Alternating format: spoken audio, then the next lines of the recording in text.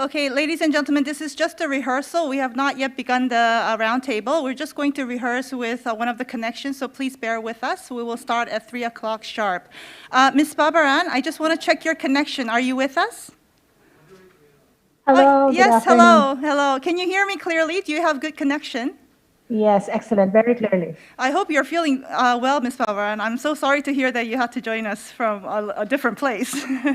Yes, it's okay. All right. It's my pleasure. All right, I just want to check because you sound very loud and clear to us. The connection seems to be good, but I just wanted to check if you can have a good English interpretation connection. So on your screen, I understand that you have a globe icon. Please check English and uncheck the other two languages. So you have Korean and you have the original. Please uncheck them. Just check English. I'm going to say something in Korean. Please make sure that if you can hear it in English on your side. 네, 통역사님들 So we are going to test the interpretation service, so please let us know if you can hear us. Hello, I'm Hejin from ASEAN-Korea Center. Can you hear me well? Yes, I heard it clearly in English. All right. Thank you, Ms. Barbara. Okay, so please stay on. We will start the roundtable at 3 o'clock. Thank you for this rehearsal. Okay, I will. You can stay on. You can turn your camera off for the time being. Thank you.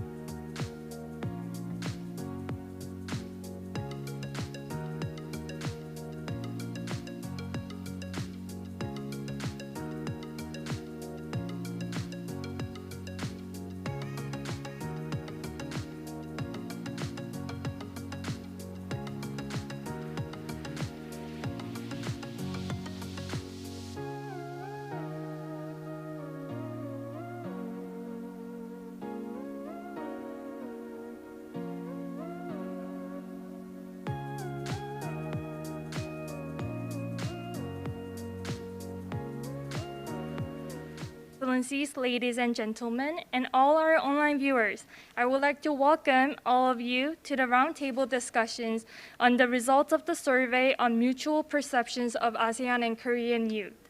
My name is Ji-yoon Lee from ASEAN-Korea Center, and it is my great pleasure to carry on today's roundtable.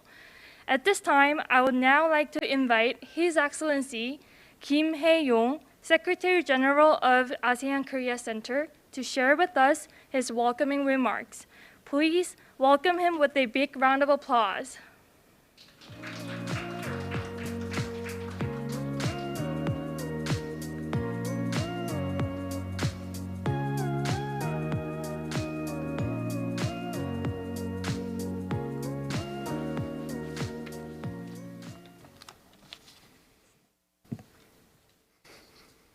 Her Excellency, Pangeran Haja Nooriyah, Pangeran Haji Yussof, Ambassador of Brunei, Darussalam, to the Republic of Korea, distinguished panelists, guests from the ASEAN member states and Korea, and all our online viewers.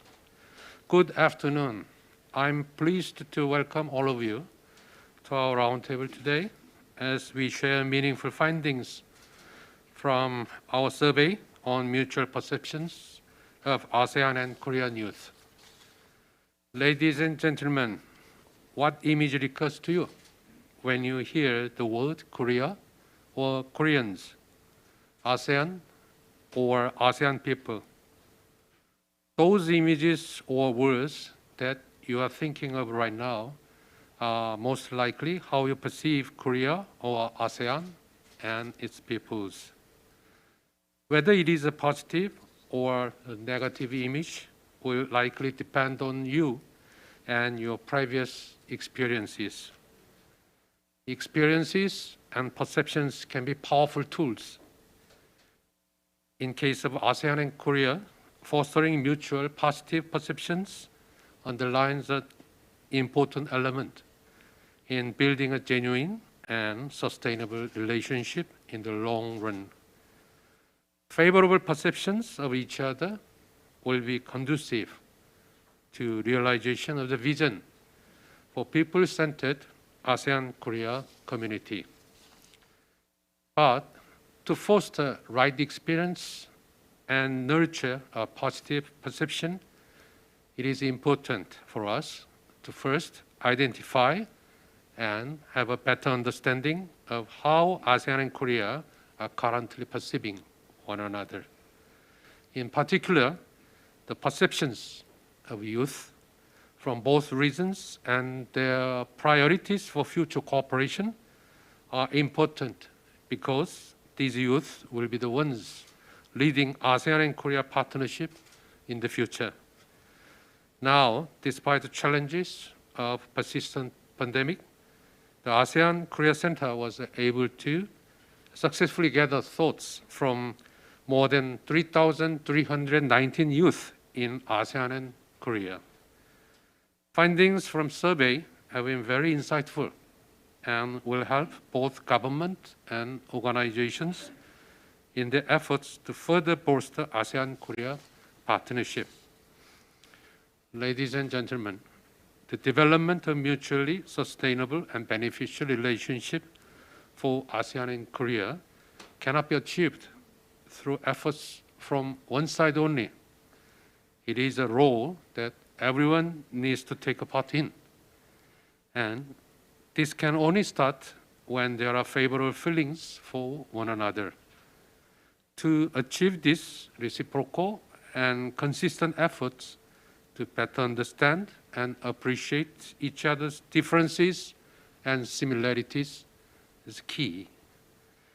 And as the survey results have shown, leveraging on opportunities through education, media, and people-to-people exchange program could be a way to bridge the existing gap in perceptions.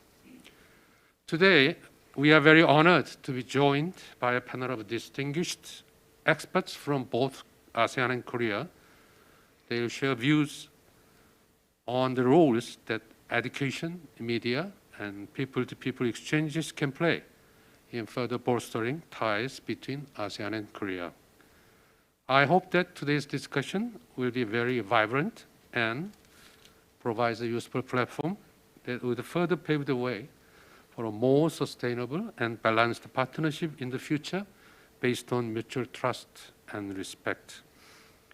Lastly, I'd like to express my deepest gratitude once again to panelists for taking the time to join us today, and to all those who have contributed and participated in the survey and today's event.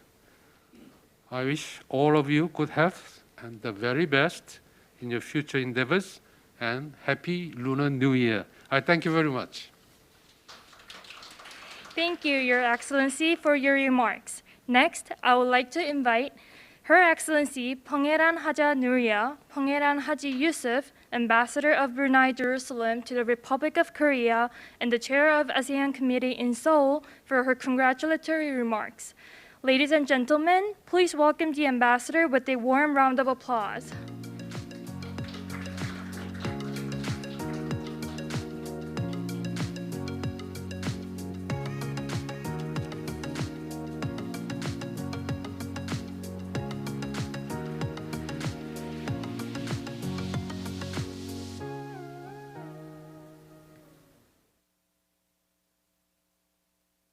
Good afternoon, His Excellency Kim Hae-yong, Secretary General of the ASEAN-Korea Center, Dr. Kim Yong-gun, President of National Institute for International Education, Excellencies, ladies and gentlemen, it is an honor to be here today in my capacity as Chair of the ASEAN Committee in Seoul to make a few remarks at this roundtable on mutual perception of ASEAN and Korean youth.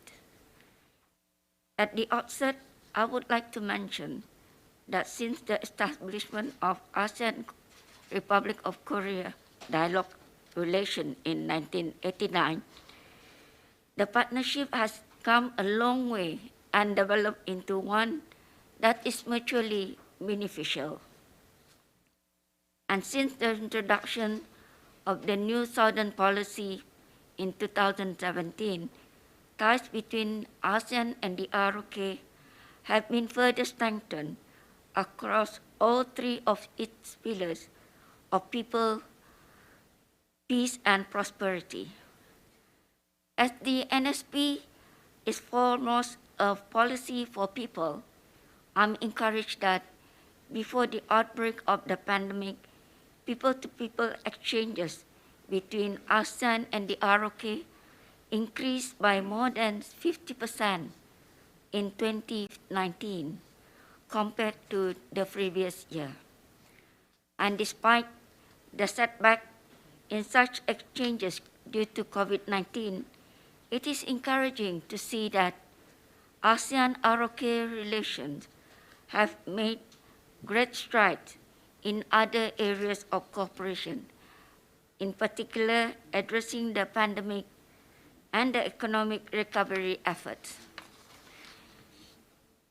Ladies and gentlemen, therefore, with these advances in practical cooperation and with people-to-people exchanges on the rise before the outbreak of the pandemic, it is clear that friendship and understanding between the people of ASEAN and the ROK continue to be the foundation of our partnership. In this regard, it is vital that the perception of people, especially those of the youth, should be further examined towards deepening the ASEAN-ROK strategic partnership.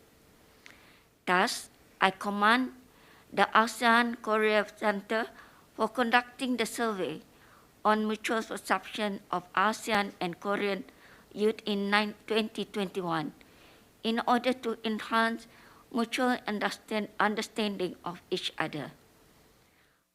On this, I am foremost encouraged by the numbers of ASEAN and ROK youth that have participated in the survey, which reflect interest of youth from both regions have not decreased despite the pandemic, and that overall, the youth have positive perception on the future of ASEAN-ROK relations.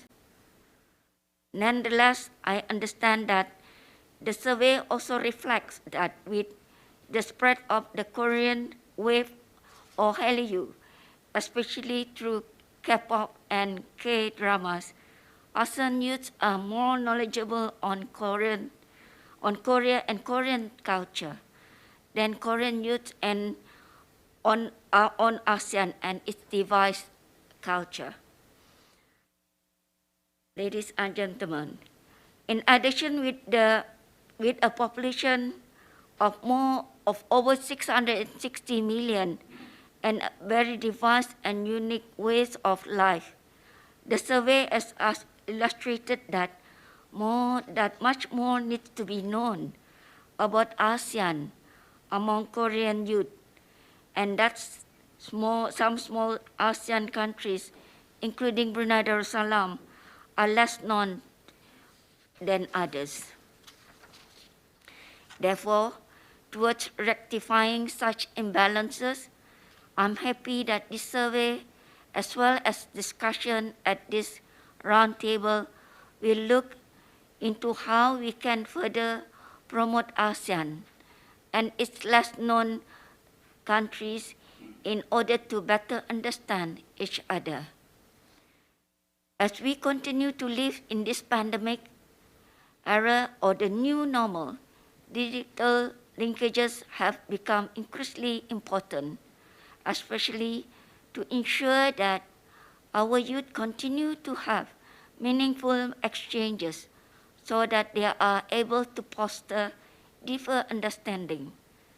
With this, it is encouraging that this roundtable is being held in hybrid format, and I'm sure that the promotion of ASEAN among Korean youth and vice versa can continue to be carried out through digital connection and in person when the situation permits.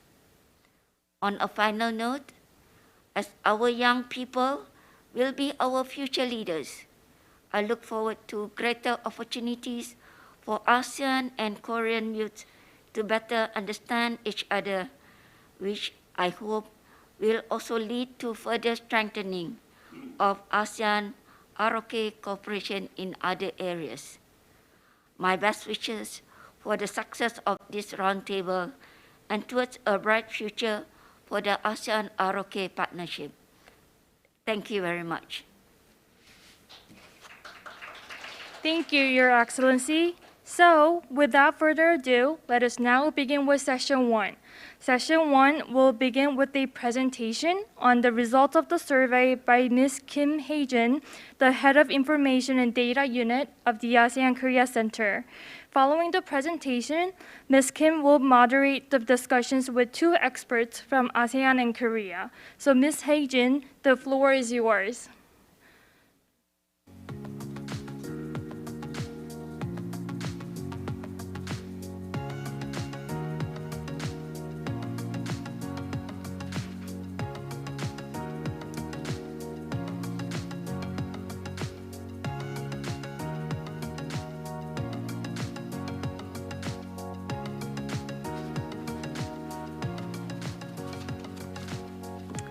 Yes, good afternoon, everyone. My name is Hejin Kim from the ASEAN-Korea Center. I will begin this session with a brief summary of the survey results, and then I'll be inviting two experts to ask for their observations. Now, why did the ASEAN-Korea Center carry out this survey? Well, as you all know, ASEAN-Korea relations made remarkable achievements over the 3 decades of its partnership. And following the announcement of the New Southern Policy in 2017 by the Korean government, ASEAN-Korea relations really took off to a whole another level. So we thought that it was high time for us to take stock of the perceptions of ASEAN and Korean youth and see where and how we can make additional efforts to further deepen and also further expand the understanding and connections of our youth. And also, the center had made a survey, a very similar survey, back in 2017, where it was smaller in scale, but it nevertheless allowed us to compare the results to see the changes over the 4-year period. So if you look at the slide, for the purpose of this survey, we defined youth as those between the ages of 19 to 34, and we secured a sample of 3,319 youth, which included ASEAN youth, and also the Korean youth, and also the ASEAN youth living in Korea. Now, unfortunately, we weren't able to reach out to the local youth in Myanmar, but Myanmar youth or students in Korea were included in a survey. Now, to ensure a more representative group, samples were balanced based on gender and age, with the exception for the group of ASEAN youth in Korea. The reason being there's a smaller population, Southeast Asian population in Korea, and also there's a variation across the nationalities. So we gave a minimum sample size was allocated to the ASEAN youth in Korea for each nationality, but we did not give any restrictions with regard to gender and age. And also, for the purposes of this survey, marriage migrants and Southeast Asian laborers were not included in the survey. So here are some of the key findings. So first, we asked the youth of their experience of the other region. We found out that many Koreans experienced ASEAN through traveling. They experienced ASEAN food, ASEAN culture, and products, but most of these experiences seem to have happened during their trips to the region. On the other hand, ASEAN youth tended to have more of an indirect experience of Korea. There were high response rates on their experience of Korean food, of Korean culture, and Korean products, but their experience in visiting Korea was not as high. You can also see that both ASEAN and Korean youth indicated social media and internet and TV as the 3 most utilized sources of information on each other. Now, I'm sure the COVID-19 situation gave further emphasis on our online sources, but there is no denying that there is a growing reliance on online channels. So youth of both regions chose food and travel as their most frequently searched information on each other, and reflecting the popularity of K-pop and K-drama in Southeast Asia of the Korean wave, the ASEAN youth also frequently accessed culture-related contents.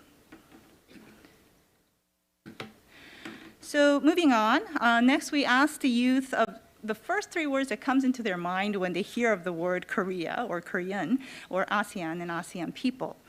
ASEAN youth general impression on Korea were, as you can see from the slide, reflected through recurring words related to Hallyu or the Korean wave. Now, this is an interesting change from the 2017 survey, when back then the ASEAN youth tended to describe Korea in terms of its economic development. So now the emphasis on the culture. With regard to their impressions on the people, the local ASEAN youth focused on the physical appearance of Koreans, whereas the ASEAN youth in Korea focused more on the attitudes. And their general impression was very positive, but it also included such descriptions as Koreans being impatient or always being in a hurry. The Korean youth perception of ASEAN, was generally mixed, and it was focusing more on the level of economic development of the ASEAN countries. So let's go a little deeper and look at the youth perceptions on the 4 different sectors, which is the economy, the culture, the society, and foreign relations of ASEAN and Korea. Now, the youth were asked to evaluate on each sector on a scale of 1 to 4, with 4 being the highest. Overall, you can see that the ASEAN youth generally held a more positive perception of Korea in all of the 4 areas compared to the Korean youth perception of ASEAN. Now, one interesting observation was that compared to the local ASEAN youth, the ASEAN youth in Korea gave a lower score for the open-mindedness and the respect for foreign culture of the Korean society. So that tells us something that they had some kind of a different experience after they came to Korea. All right. Looking at the perceptions of youth from individual ASEAN member states, you can see that Vietnamese youth displayed a more positive perception of Korea compared to the youth of other ASEAN countries. And for Koreans, when they were asked which ASEAN member state they felt most close to, the Korean youth ranked Singapore, Thailand, Vietnam, and the Philippines in order. Coincidentally, these are also the top 4 countries that Koreans visited the most in the pre-pandemic years. So at least for the Korean youth, it seems that the direct interaction does contribute to the creation of a positive perception of the other. So, based on the experience and the impressions, we asked how interested they were in ASEAN and Korea and how favorable they felt of the other region. And you can see the general imbalance here because the ASEAN youth showcased twice more interest in Korea, and more than 70% of ASEAN youth were favorable towards Korea, compared to 42% of Korean youth towards ASEAN. Now, for organizations like us, the ASEAN Korea Center, these kind of results is a wake-up call, telling us the need to reach out more to the Korean youth to raise their awareness, to increase their understanding, and promote their interest in the ASEAN region. Now, one thing we did a little bit different in 2021 from the 2017 survey was that we tried to put the perceptions of ASEAN and Korean youth into perspective by comparing their preferences among different countries. And we chose Australia, China, Japan, and the US for this purpose. Now, for ASEAN youth, the top most preferred countries to visit were Korea and Japan. And Korea and Japan both ranked relatively high in other questions, for example, on the trust level of ASEAN countries, ASEAN youth, and also as the country that would be most helpful to the future of their own country. For Korean youth, you can see that ASEAN ranks second as the region that would be the most helpful to the future of Korea, which indicates high expectations on the future partnership with ASEAN by the Korean youth. All right, so now on the youth perceptions of ASEAN-Korea relations. Youth of both regions had very positive perceptions, in fact, very positive, it's over 90 and 80%. So perceptions of current and future relations with views for future relationship more favorable than the current. And they both prioritized exchange and cooperation among non-government entities and also stronger economic cooperation for continued development of bilateral relations. I thought this was interesting because in 2017, the youth emphasized economic cooperation for the future development of ASEAN-Korea relations. And you can see that over the past years, there was some diversification or expansion of ASEAN-Korea partnership from being very economic focused to include more social and cultural interactions. All right, so moving on, we asked the youth what role they could play to best contribute to ASEAN-Korea relations. And the youth of both regions mutually agreed on the importance of promoting interest and also expanding learning opportunities on each other. You can also see that Korean youth also highlighted that correcting misconceptions and stereotypes about ASEAN and Korea was also important for the future partnership. And I thought this was a very encouraging sign that the Korean youth were aware of the existing misperceptions and also the stereotypes, and they were showing commitment to be more inclusive and respectful of ASEAN culture. With regards to the measures to revitalize exchanges, especially post-COVID-19, both youth of the both regions underlined the expansion of people-to-people exchange, more job opportunities in ASEAN and Korea, and also the ASEAN youth emphasized more scholarship opportunities to study in Korea. Finally, we asked what would be an effective way to cultivate more experts, more Korean experts in ASEAN and more ASEAN experts in Korea to enhance mutual understanding. And in addition to scholarships and exchanges between think tanks, youth of both regions emphasized the expansion, the need for more degree programs in universities. So more Korean studies in Southeast Asian universities and more ASEAN studies in Korean universities. Last but not least, we asked the ASEAN youth on their thoughts of ASEAN as an integrated region. Overall, they held a very positive outlook on the ASEAN community. And it was interesting to note that many of them actually pointed to Singapore as the ASEAN member that will play an important role in the future of ASEAN community. So that brings my presentation to an end. Now, please be reminded this is a short summary of the survey, and more detailed information can be found in the upcoming publication. Moreover, we'll be continuing this survey actually in this year in 2022, and we'll be focusing on the qualitative analysis through the focus group interviews of ASEAN and Korean youth. So I kindly ask all of you to continue to keep interest in our project. Thank you.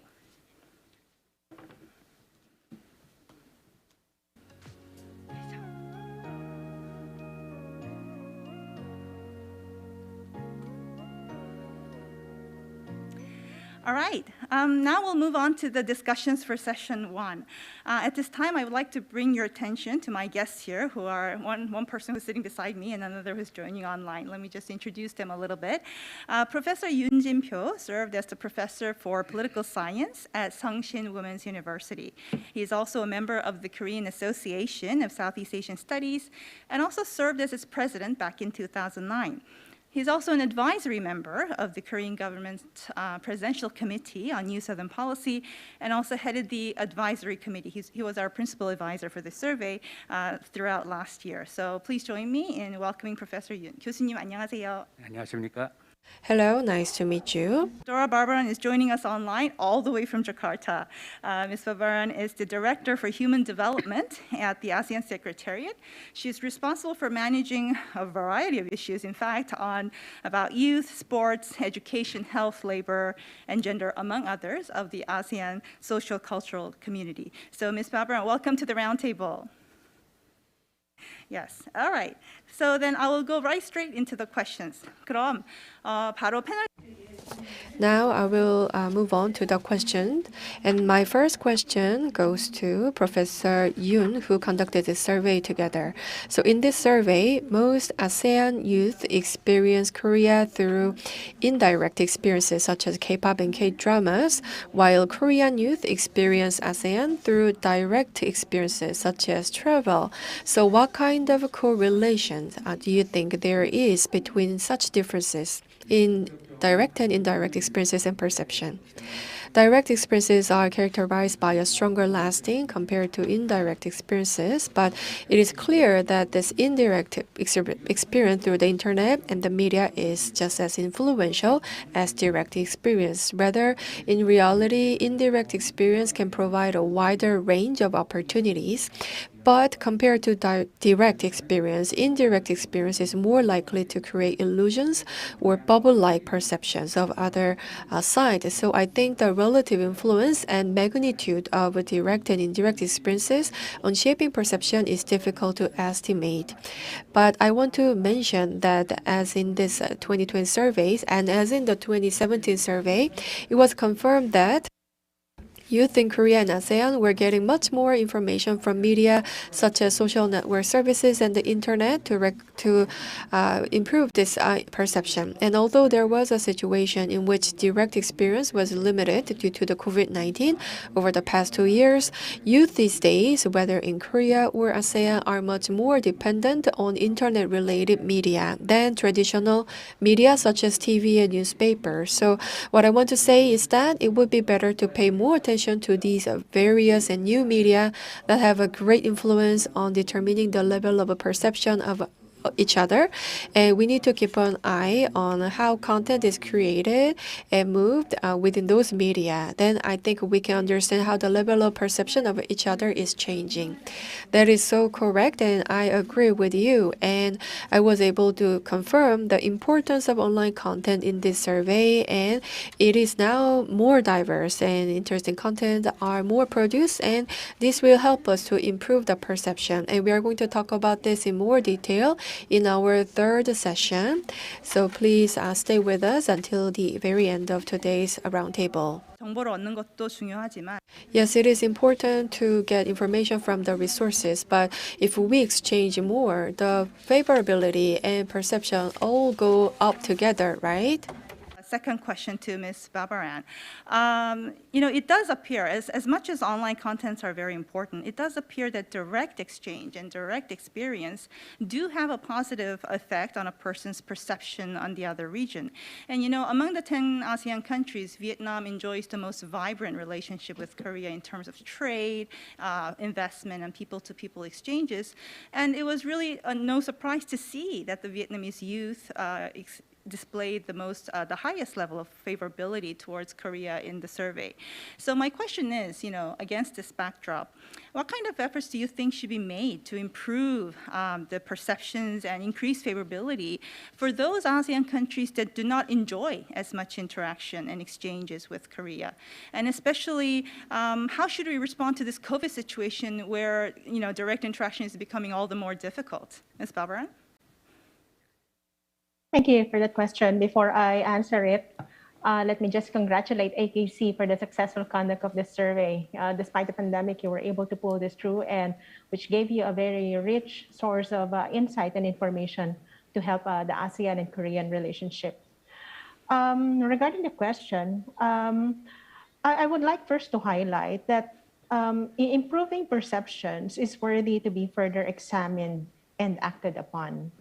I'd also like to share that it is also important to foster appreciation and willingness to learn from each other in a meaningful way, beyond mere creating positive affinity towards each other in general. Let me also share that in 2020, ASEAN conducted a survey among 2,000 university students from across all ASEAN member states to measure the level of ASEAN awareness, values, and identity as part of the ASEAN Youth Development Index. One important insight gained from this survey is that awareness alone does not lead to positive affinity towards ASEAN. Perhaps this insight would also be relevant in the context of ASEAN-Korea relations. Furthermore, our survey showed that in the minds of our ASEAN youth, social and cultural aspects are of greatest prominence, followed by economic aspects and political and security aspects. So noting the survey results on the question, what word comes to your mind when you think of Korean or ASEAN people, I'd like to share a view that developing awareness from either indirect or direct experience might possibly lead to limited or even biased understanding towards each other, such as physical appearances, stereotypes in the society, and general attitudes. And therefore, one area that can be enhanced in terms of exchanges is to collaborate on community development, which is a mutually beneficial approach to strengthen the relationship between the youths of ASEAN and Korea, and might lessen the biased perceptions towards each other. It would help them find the purpose and benefits from interacting and exchanging knowledge with each other. I'd also like to share an opinion that appreciation towards diversity and openness to different sociocultural backgrounds are things that ASEAN youth can proudly share with their peers from across the world, including the youth of South Korea. And therefore, I'd like to highlight that promoting the value of diversity and spirit of collaboration is a best practice from ASEAN, which may help validate perceptions towards each other and eventually improve the relationship between ASEAN and Korean youths. I'm encouraged to note that the 2021 to 2025 ASEAN Republic of Korea Plan of Action puts priority, among others, on developing various exchange programs involving the ASEAN-Korea youth to promote youth's contribution to community development. Your other question is about how should we respond to COVID-19 situation where direct interaction is more difficult. Indeed, the pandemic has really limited the mobility of not just Korea and ASEAN, but all over the world. However, we have had our fair share of experience in engaging the youth during the pandemic. And one topic that appeared to have really attracted our youth is the topic of mental health and well-being amidst the challenges during the pandemic. And through this approach, the youths of ASEAN and Korea can share concerns about their future in the context of education and employment, and they can also discuss how they can take part in helping their respective communities. So, in short, there are ways to adapt with this prolonged mobility restriction. And we would encourage to engage the use of ASEAN-Korea in the most creative ways, possibly through digital technologies, especially in harnessing ideas for innovative solutions to address the socioeconomic and environmental issues, those that are really would be meaningful and would go beyond familiarity and affinity. So that's all from my end. All right. Thank you, Ms. Pabran. Yes, it was a very insightful reading into both the survey and also the recommendations about that it's not just direct or indirect experience. It's not the unilateral experience that's always important, but it's a two-way or bilateral interaction that really helps to create a positive perception of each other. And I can't agree with you more on that. And you're right, because direct interactions don't necessarily, I mean, it helps create positive perceptions, but this may not always be so. And this leads to my second question. 이번 조사에서도 한국에서 뭐 유학하고 In this survey, ASEAN youth in Korea who are studying and working in Korea generally perceive Korea as positive, but perceive the degree of open-mindedness and respect of Korean society and the gap between the rich and the poor more negatively compared to the local youth in ASEAN region. So I want to ask this question to Professor Yoon. So we can say that the ASEAN youth in Korea's perception is very important as they are the bridge connecting Korea and ASEAN. So what should the Korean society be interested in order to positively shape their experiences in Korea? So it can be seen that ASEAN youth image of Korea is much more positive than that of Korean youth image of ASEAN. And in the 2017 survey, it was impressive that ASEAN youth who had a strong social image of safety and cleanliness and economic image of development and advancement of Korea in the 2017 survey has changed, and it is now much more of the image of Korea as a cultural powerhouse in the 2021 survey. And moreover, the result of the answer that show ASEAN youth in Korea perceive Korea more positive, like better, as they experience life in Korea directly compared to the local youth in ASEAN are very encouraging, and I was so happy to see the result because it's usually not easy to answer that it was better after experiencing it for yourself compared to what you expected before that experience. So it was really delightful to see the result.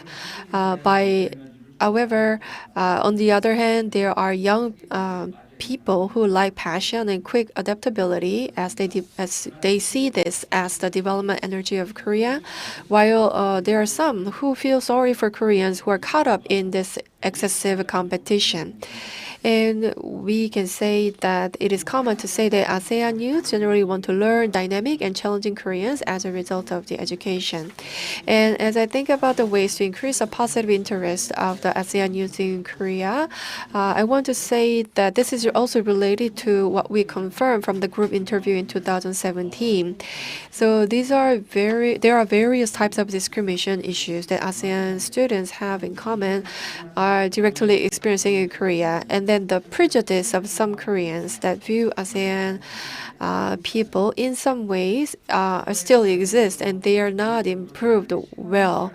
So it takes some time to change that prejudice. But still, there are some Korean people who look down on some foreigners from the countries that are less economically developed. And I think this is also related to the social, like psychological and cultural issues. So we need to do something, and it is an appropriate way to get rid of such a cultural discrimination. Thank you very much, Professor Yoon. Right, so we could see from the result, if we see this result from the perspective that you just mentioned, the priority was to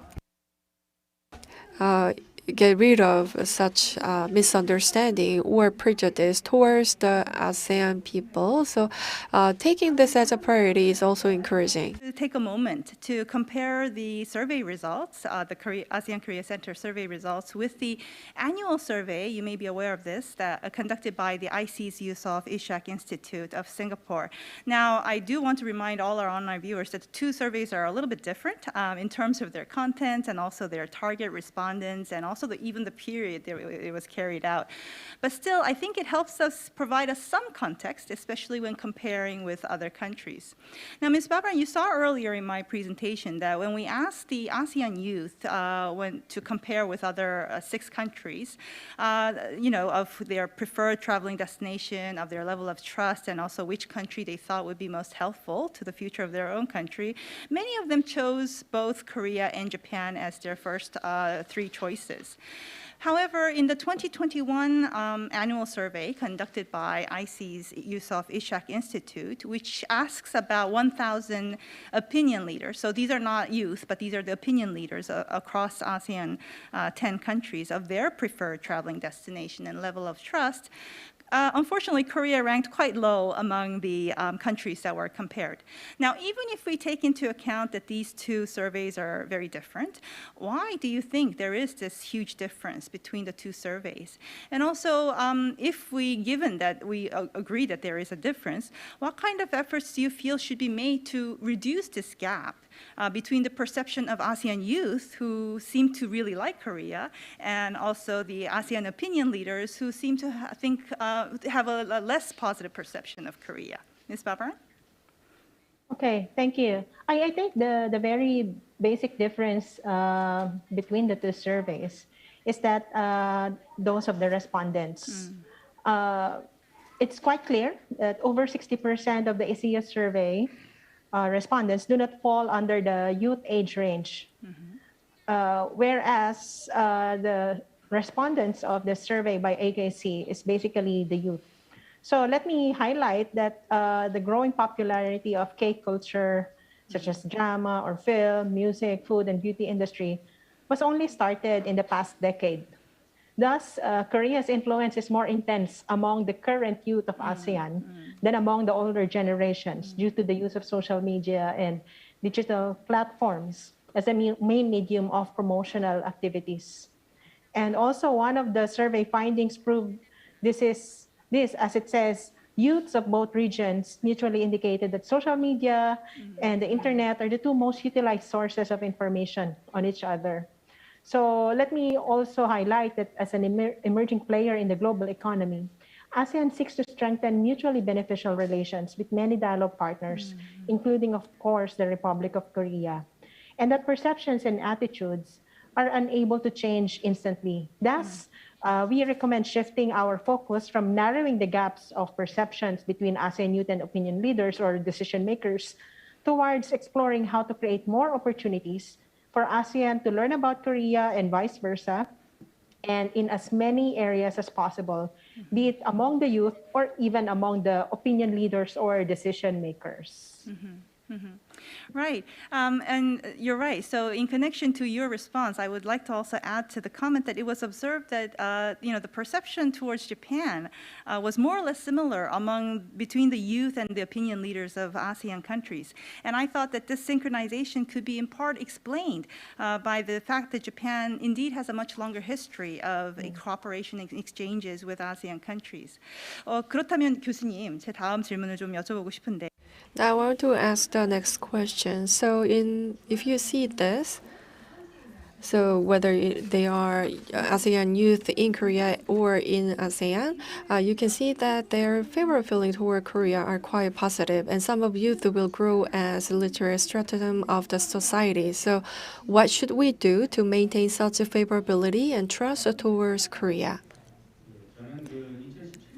So in the 2017 survey, ASEAN youth answered important issues regarding Korea-ASEAN relations in this order: economic cooperation, tourism, migrant labor, and study abroad, and overseas investment, and popular culture, like culture.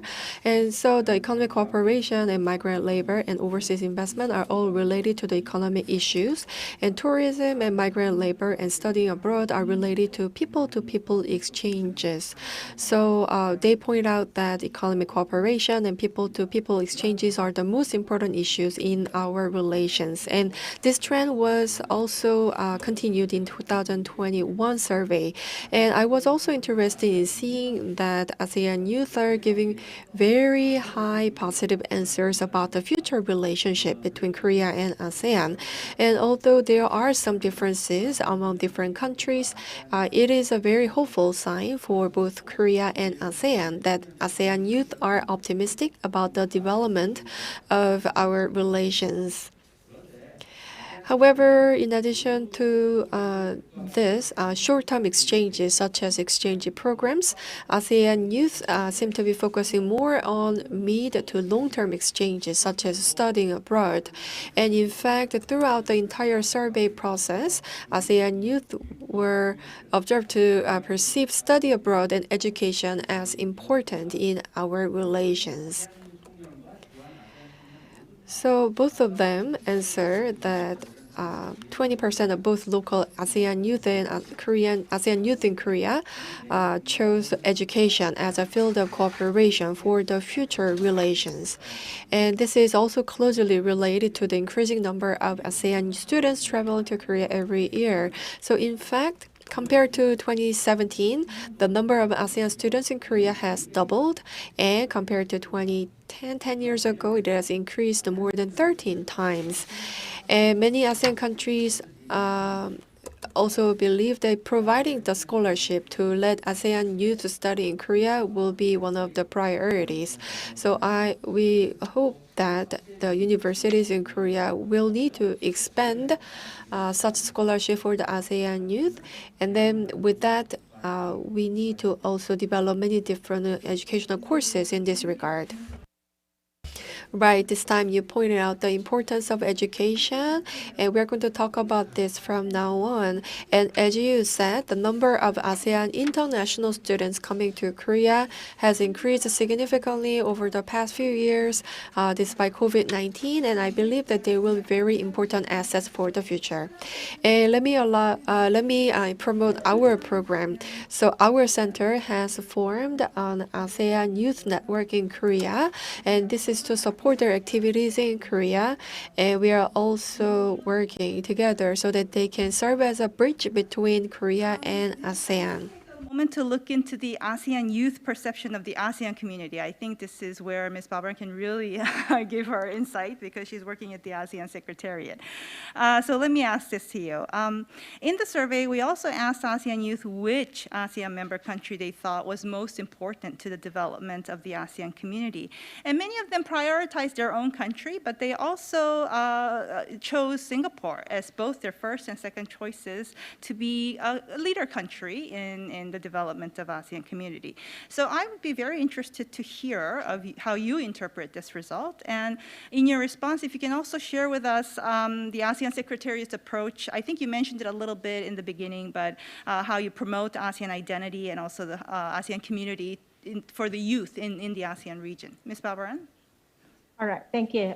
So let me address the second aspect of your question first. I'd like to share that back in 2017, ASEAN launched the ASEAN Youth Development Index, or YDI. And since then, ASEAN has been formulating its youth development programs based on this evidence-based report, which covers 5 domains of youth development. And these are education, health, well-being, employment and opportunity, participation and engagement, and what has been mentioned earlier, ASEAN awareness, values, and identity. Let me highlight that the YDI of Singapore is the highest among ASEAN member states. In terms of ASEAN's strategic direction towards preparedness for the 4th Industrial Revolution, Singapore has been demonstrating readiness in multiple components, both in terms of technology adoption and human resource development, especially in the education sector. So as mentioned earlier, ASEAN youth has been exposed to information about each other's state of development through various knowledge sharing platforms. And with that, Singapore's advanced education system and economic growth may have led to the idea among ASEAN youth that Singapore is the most important country for ASEAN's future. Let me reiterate, though, that ASEAN will focus on promoting the value of diversity and spirit of collaboration among the youth to shape the ASEAN identity. And as recommended by the study on ASEAN awareness, values, and identity, let me inform that in designing the ASEAN Youth Development Programs, ASEAN will put emphasis on acknowledgement of the nature of ASEAN community as a diverse group of populations. This includes finding ways on how to reach out to less privileged and marginalized youth, the celebration of social, economic, and cultural diversity, including religions, beliefs, and ethnicities, and also deeper appreciation towards common values. Let me also underscore that these perspectives are significant in the Southeast Asian context, where relationships between different peoples are not always built upon similarity and assimilation, but on mutual respect and understanding of their differences. So in that regard, I think it would be important to continue acknowledging the importance of social media influencers, promoting cultural exchange and deeper understanding between ASEAN and Korea among the young people. Right. Okay. Thank you. Thank you, Ms. Barbara. I know we're almost out of time, but I just want to have one more question for Professor Yoon before we wrap up, because Professor Yoon was our principal advisor for the project throughout 2021, but he also led the survey back in 2017, and not only that, he took part in the survey, a similar survey carried out by the Korean government back in 2010. 그래서 교수님, 그 2010년 그리고 2017년, 2020 So, Professor, you took part in the 2010, 2017, and 2021 surveys, and I was curious about the most notable result or changes in these surveys. In this survey compared to the past surveys, please briefly let us know. So, first of all, in 2017 and 2021, there was a significant change, and I'm also focusing on that. So, when we ask about the cooperation according to by the field, both of the youth all mentioned that we need to expand the mutual exchanges at the private level and strengthen economic cooperation. It shows that they have changed their perception towards this private level cooperation. But there's one thing that does not change.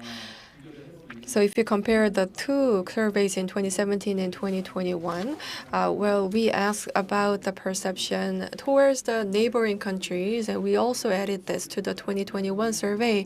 And to summarize, as a ASEAN youth perception towards positive image about the Japan is still remaining. But when we ask about Korea compared to the past, well, it was improved compared to 2017. So, and as you see that these surveys targeted the youth who are the future leaders, and I think it is really encouraging to see that the trend is moving to the positive way. Right, that is right. So the steady and progressive development of such a relationship is the key today. And in fact, what we say and what ASEAN side repeatedly emphasize is that Korea's consistent policy and cooperative attitudes towards ASEAN. Because it's really interesting. We do need to wrap up session one. I think I went over about 3 minutes here. But please stay tuned because we do have more interesting discussions coming up in session 2 and session 3. So thank you so much, Professor Yoon and Ms. Barbara, for providing us with so much insight on the survey results. 네, 교수님 오늘 좋은 말씀. Thank you very much, Professor, for sharing your opinions. 네. Thank you for the discussions and the review of the survey results. Let's now move on to session 2, which will be moderated by Ms. Siti Maisara Haji Majid, Deputy Head of Information and Data Unit of the ASEAN-Korea Center. Ms. Maisara, I will now hand over the floor to you.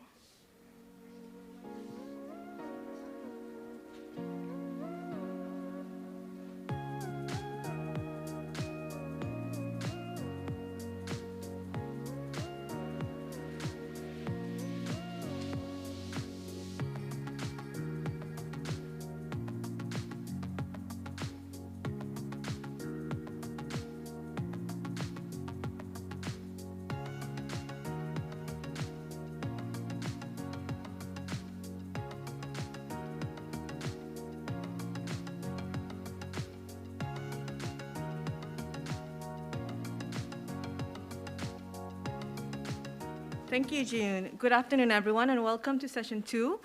My name is Maisara from the ASEAN-Korea Center, and I will be the moderator for session 2. So this afternoon, we are very honored to have with us two esteemed experts who will be sharing with us their views and experiences on the importance and the role of education and people-to-people exchanges on enhancing perceptions and generating better understanding between youth in ASEAN and Korea. So before we begin, please allow me to give a brief background about our two experts. So here with me today in the hall is Dr. Kim Yong-gun, who is the president of the National Institute of International Education, or in short, NIIED. It's an institution affiliated with the Republic of Korea's Ministry of Education. He was previously the Director General of Suncheon National University and have held the Director General positions in a number of key bureaus of the Ministry of Education, among which includes the International Cooperation Bureau and the Vocational Education Bureau. Welcome, President Kim. We're very happy to have you here with us today. And next, our second expert is Dr. Yang Mi-eng, who is joining us all the way from Jakarta, Indonesia today.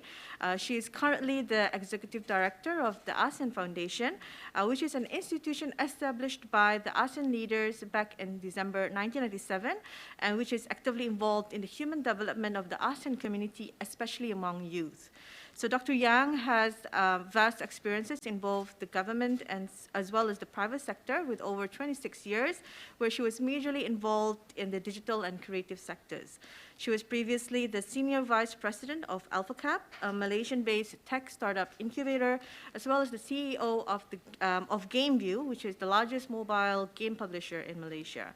Unfortunately, due to the pandemic, we are unable to have here Dr. Yang with us in Seoul, but we're very happy to welcome her online. Welcome, Dr. Yang. Hope you're doing well. Can you hear me well? All right, good, that's great. So let us begin the discussion. So I believe you both had a chance to review and hear the presentation earlier on about the survey findings. So I will just open up the discussion straight away, and I would like to address the first question to President Kim. So President Kim, as we have heard from the earlier presentation, ASEAN youth has a very high level of interest for Korea and share a quite favorable sentiments towards Korea. And I think we can see a lot of this evidence, especially in the education industry. I think it was mentioned before as well that there are a lot of ASEAN students who come to ASEAN. And in fact, in 2020, I think there is about 64,000 students from ASEAN countries itself who has come to Korea to further their studies. And this number is actually double than what it was back in 2017, 5 years ago. So I understand that the NIIED's Global Korea Scholarship, or the GKS program, is one of the key programs in Korea that provides opportunities for ASEAN students to come and study in Korea. So please, maybe can you share with us more about this program and how such programs can help to activate exchanges between countries and how it can be very effective in building a more sustainable relationship between ASEAN and Korea? Please, Dr. Kim. 네, 감사합니다. Thank you. GK's program was launched in 1967, so it has lasted for 50 years to select good talents in around the world, including ASEAN. So we are providing long-term degree programs so that the students abroad can come to Korea and study. So we have, so far we have invited about 12,000 people from 157 countries. So from ASEAN 10 countries that we have invited 2,800 students. So we'd like to give opportunities to ASEAN students to become global talents. 다양한 분야에서 주요 인사로 성장. So these alumni who have gone through programs that they have grown into key figures in their areas. So these 10 ASEAN countries, and especially the students from ASEAN countries, that they have played an important role in their position. Thank Thank you, Dr. Kim. I think it's interesting to learn that actually the program is even longer established than the formal relationship between ASEAN and Korea. And I think it's very impressive to hear that it's a very valuable program in which many of the alumni are now carrying greater roles that could really influence or foster better relationship between ASEAN and Korea. So in this session, not only we want to talk about education, I think another important perspective is also on people-to-people exchanges and other modes of activities, interactions between youth that could help to shape perceptions and create better understanding and awareness among youth. So let's talk a little bit more about that. So Dr. Yang, I understand ASEAN Foundation is one of the key organizations that implements exchange programs and activities for youth for all the 10 ASEAN member states. And I believe that these are not targeted only for capacity building or skill enhancing for youth, but also to foster mutual understanding, to foster better awareness about each other.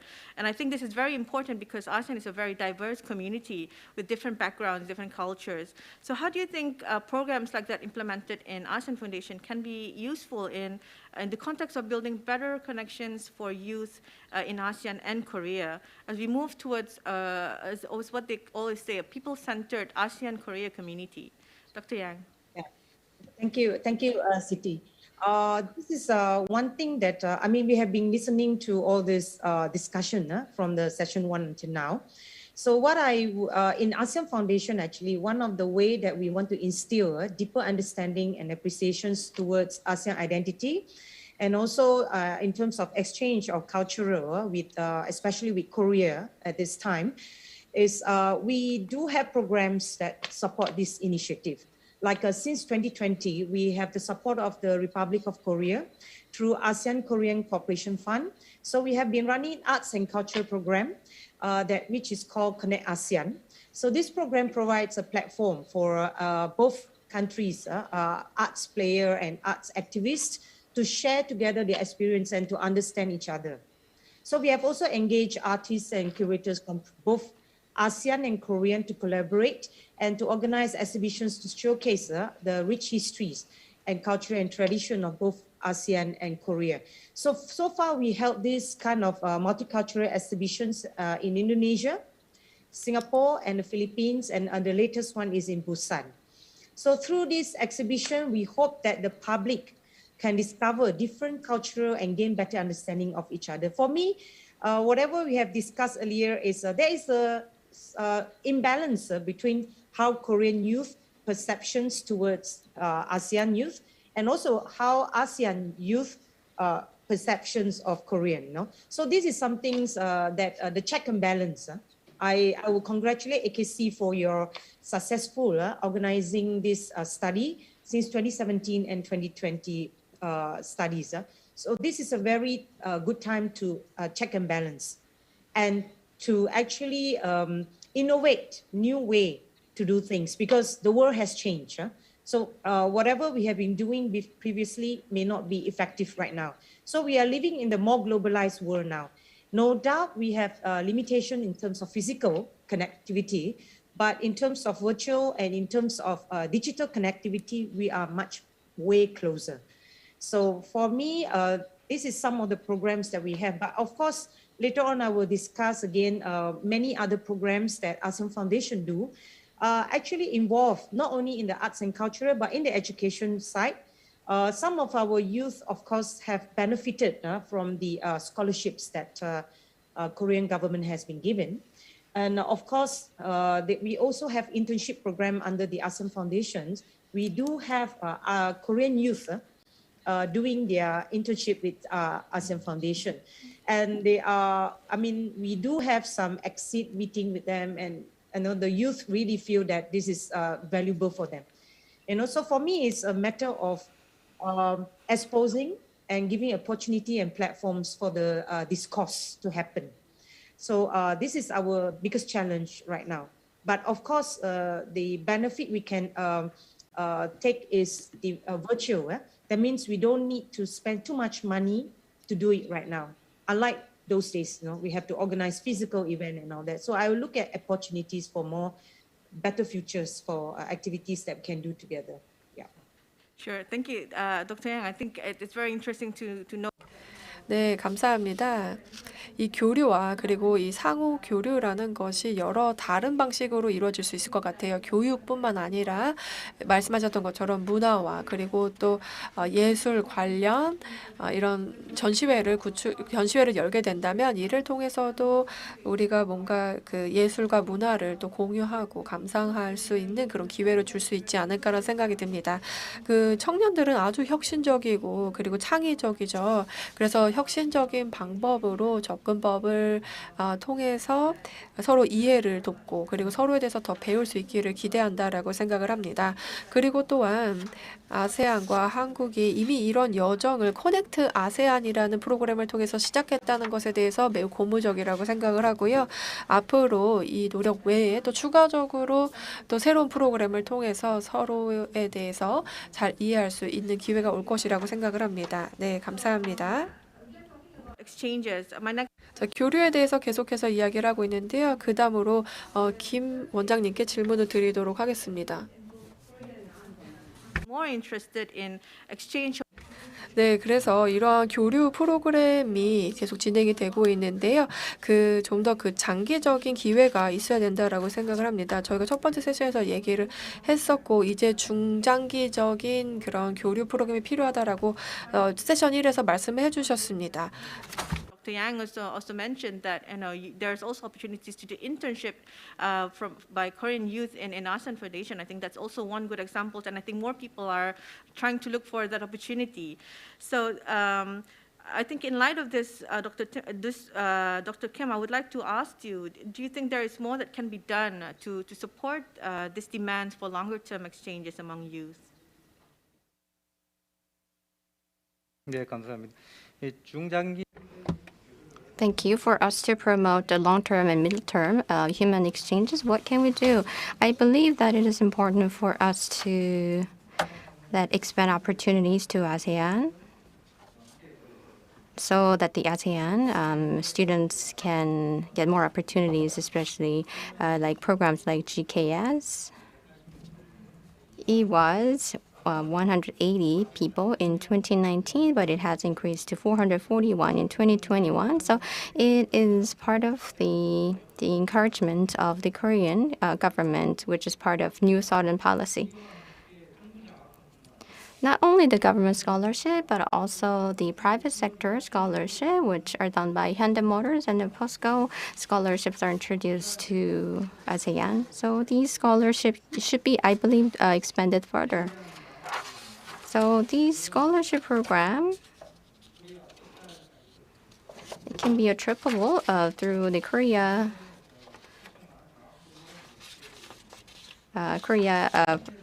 Study in Korea portal. And I believe that the university should have better exchanges with each other. So not only between the government, but also the government to scholars, but at the same time, the university exchanges. Like Erasmus Plus program in Europe, I hope that the Korea and ASEAN national and international partnership can be established so that the student exchanges can be promoted further. So not only the university students, by exchanging students together, but also that the students can be linked with other international universities too. Our institute, starting from in the second part of this year, that we are going to start by signing MOU with ASEAN and the Korean universities. So as part of this program, we are going to invite 180, including, total 400. So part of this program that students can come to Korea and they can have experience in 1 or 2 semesters, and also they can earn credits. And also the youth, ASEAN youth in Korea, they need to get better support. Because ASEAN youth in Korea, they come to Korea to study, but after graduation that they are concerned. So we need to show them the visions, their career future after graduation. So starting from 2022, from this year, that we have introduced a GKS new program that are targeting occupational and job better job opportunities. So by inviting 200 people, that we're going to support them to complete a master and PhD course. And ASEAN students will account for 30%. So if you are interested in, please look at the 2022 GKS opening program. All right, thank you, Dr. Kim. I think you're right. I think the university certainly can play a very important and big role in giving that opportunity to students who wants to have that experience, and learn in a different culture and gain better appreciation for one another. And I thank you. I think the new program, I think again, that you mentioned, I think that would be very useful for youth who are interested to widen their experience, widen their knowledge in a different setting, not just through studying, but also through a work environment. I think a lot of the youth will appreciate such programs. And I think again, like you said, the university can play a role to support them when they graduate, and probably they can consider more programs to give guidance and to give support for them after they graduate. So thank you for that.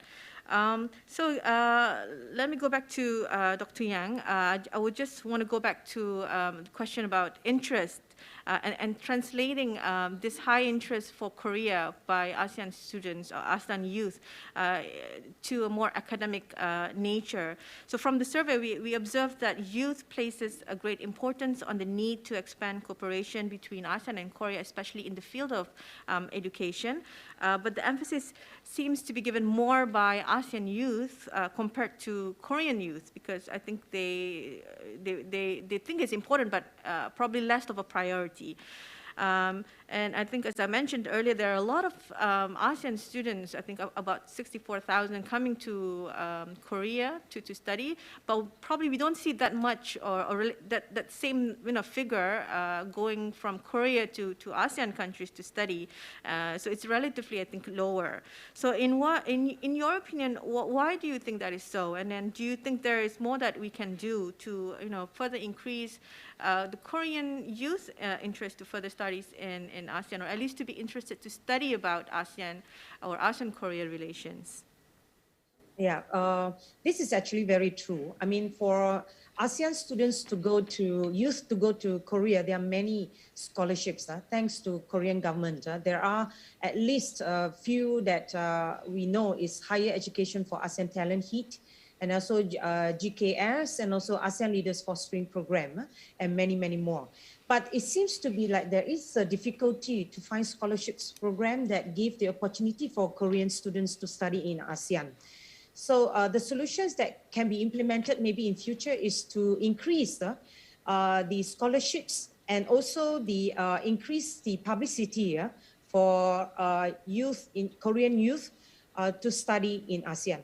I also think that there is one challenge that Korean youth might hinder them from choosing some of the ASEAN countries to study is lack of knowledge on that country. I think safety is number one. Most, even parents and the youth themselves, usually look at the place when they are confident that certain countries are safe, only then they will go there. So in terms of safety, I think number one is, of course, media play a very important part, because sometimes media portray differently any countries in the world, and youth especially trust media and social media right now on how good is certain country, how beneficial if they go. And apart from safety is also the cultural similarities. I think there are research that I have already seen that just now there are discussion about Japan and Korea also. In terms of Japan, Japan has some historical connections with ASEAN, in the past. Whereas in terms of Korea are less connected those days when it comes to historical connections, even it is in political side, a war and whatever, with ASEAN. So the exposure to Korean culture is actually start from the K wave, the Hallyu and all that. Of course, with the millennials started from them, which is about 20 years ago. I mean, the Korean government spent a lot of money for their creative economy, which is the soft power.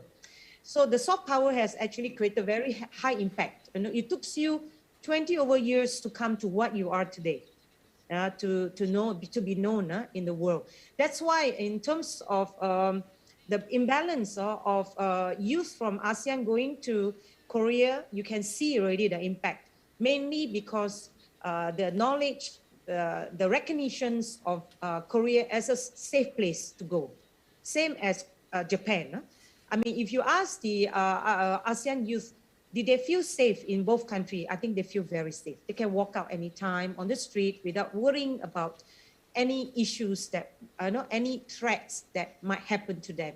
So that plays a very important part. So in terms of Korean impressions on ASEAN is also very important, whether it is safe, and also economically, once they study here, whether they got opportunity to stay on, to build their career. This is one another matters to be considered.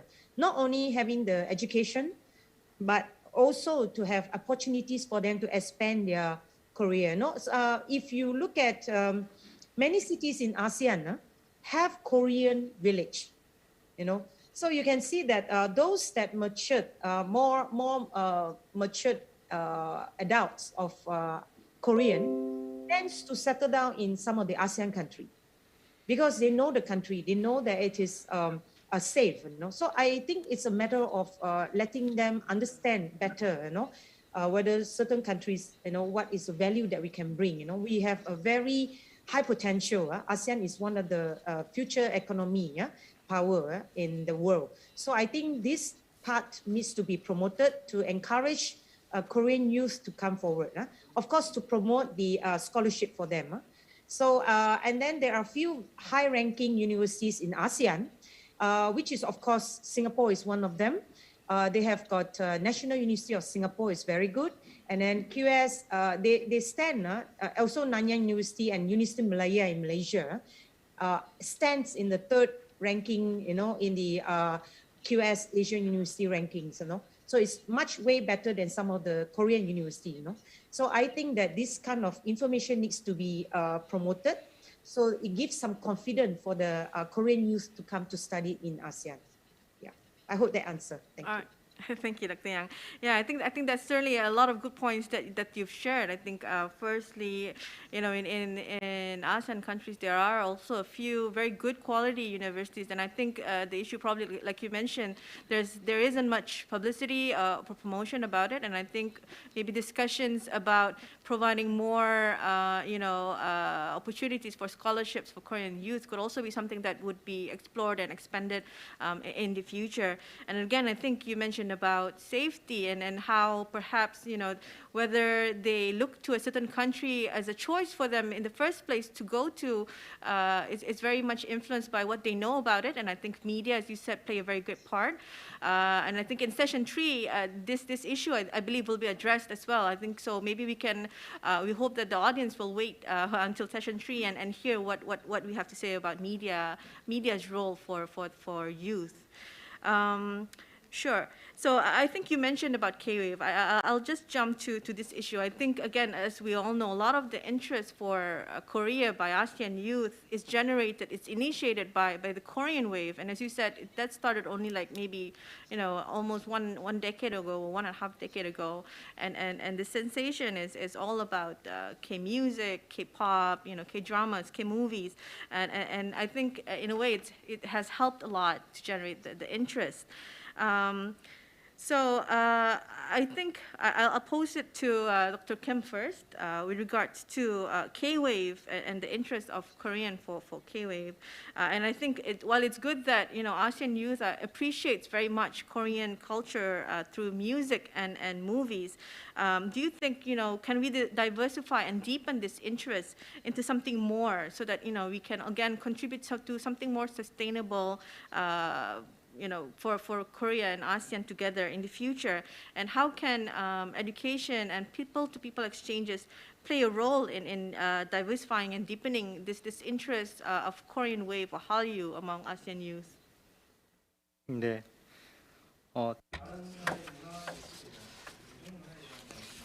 interest to public culture has expanded to more areas, I believe. So if ASEAN youth are interested in Korea, then they are willing to learn Korean, and their interest will expand into other areas. So if ASEAN youth are interested in Korean culture, then I believe that the science, technology, and vocational education and then social studies will be the areas that they are interested in. So, but for them to better interested in, that we need to provide information. So every year that we are holding Korea Overseas Study Expo, but starting from last year that we have introduced Korean vocational opportunities targeting second-year college expo. And those who have finished their studying in Korea, they might stay in Korea or they might go back to their home country. Then while studying in Korea, they must have built good network. So I think this good relationship will help us to better understand each other. Thank you. All right. Thank you, Dr. Kim. Perhaps maybe Dr. Yang, do you want to add something more about about Korean Wave, and maybe is there something else that we can leverage from Korean Wave? And do you think for ASEAN side, do you think what's the possibility of the 10 countries also developing an ASEAN Wave, so that we can have this success and together, mutual success together, so better interactions with one another, hopefully. Yeah, thank you for these questions. I think this is, I have in my previous career is I push a lot for creative economic collaboration between Korea and Malaysia those days. So for me, the soft power is very important. This is the soul of every nation. So we are talking about cultural diplomacy here. So for us, is if we can use the same power that the Korean is having right now, even generate economic value during this pandemic time. So I think that if ASEAN can come up with ASEAN Wave, this is actually the ideal situations. And I always say that we can learn from each other. So for our programs, we Connect ASEAN, which is funded by ROK. We hope that we can develop a paper, a policy that can encourage, us to build similar kind of soft power in ASEAN. So first of all, for the multicultural nations like ASEAN, it is a bit different compared to monocultural like Korea. So for you to build your soft power, you are quite having a highway, straight highway. But for ASEAN is we have a lot of branches that we need to look into. Even when people ask me last few years about what is ASEAN identity, ASEAN identity is actually not one nation, one country's identity. It is a combinations of various, all the 10 member states, 10 countries, and you haven't looked into the tribes, the different types of ethnic group in each of the country. You can see like thousands of them. So can you imagine how we wanted to identify one? So, but whatever it is, we are able to learn from Korea, but nothing is fast. Nothing can be learned overnight. So I think we have to do something about it now, perhaps. More collaboration when it comes to arts and culture, and also not only soft power, I think, not only the wave, K-wave or ASEAN Wave. I think in terms of the identifying one similar value that we can hold on to, the Asia value. Also, I think these are things that we can look into in our future to put into our programs. And then also ASEAN Foundation has few other programs that we can open up for young people to join together in the virtual platform, and if possible, hybrid way to discuss about innovative way to solve the future challenges when it comes to people's connections.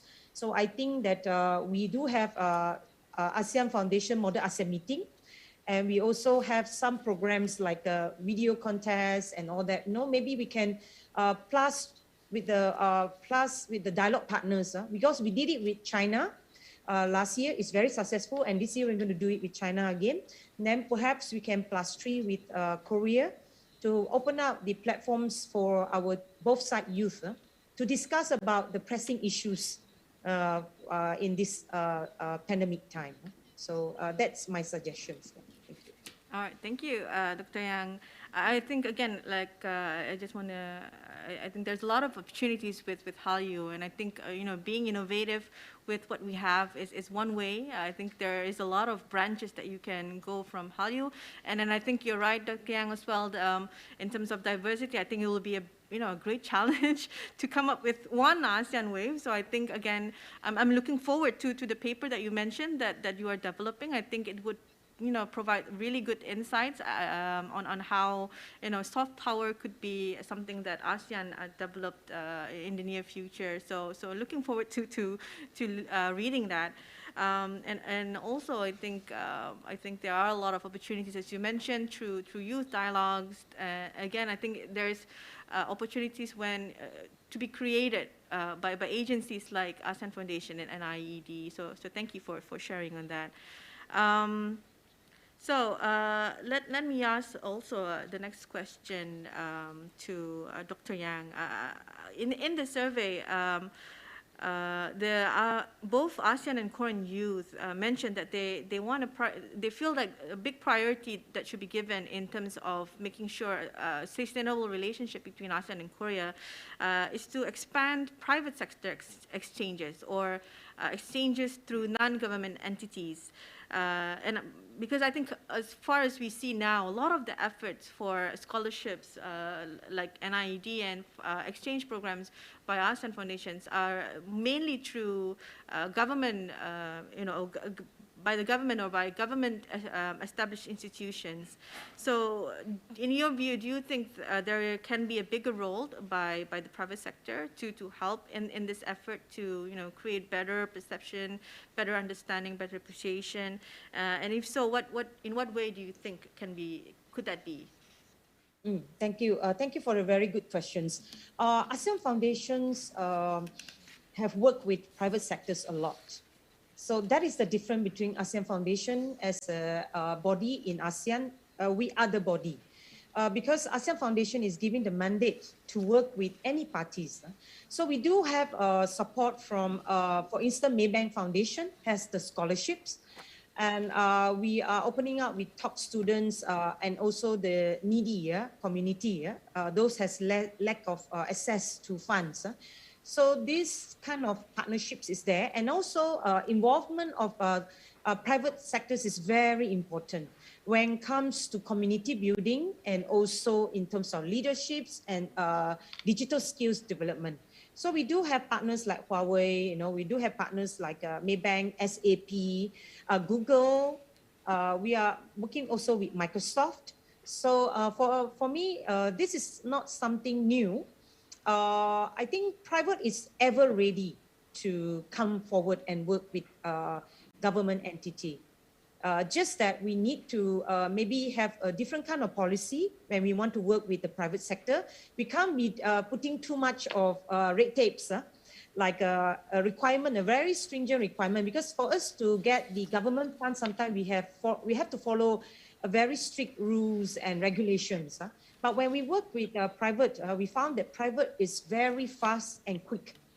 So what we do is we have, like, for instance, SAP building our digital literacy to support IR 4.0. So what we do is to involve the private sectors to actually become your advisor, maybe in university, in the planning level, to tell you what is lacking. Because many gaps, many young people that graduate from university nowadays have a big gaps, cannot be employed 100%. They cannot be employed and immediately get the jobs once they finish their study. So something is not right here when it comes to education sectors.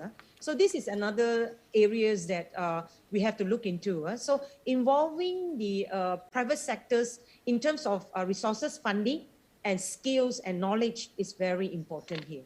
So I think for policymakers, I think ASEAN is already starting to move towards this ASEAN leader, because most of our meetings with the senior officers in terms of SOMED and SOMY, have already opened up with involvement with the private sector. So this is a good sign. I hope that even with the Korean side, I mean, your scholarship, you can always approach the private sector like banks, and telecommunication companies. Those are really companies that make a lot of money right now. So it is time for them to have some social responsibility contributions. So I think once we open the door for them to be easy access to come and work with us, a bit more flexible rules, I think the private sectors will be willing to do so.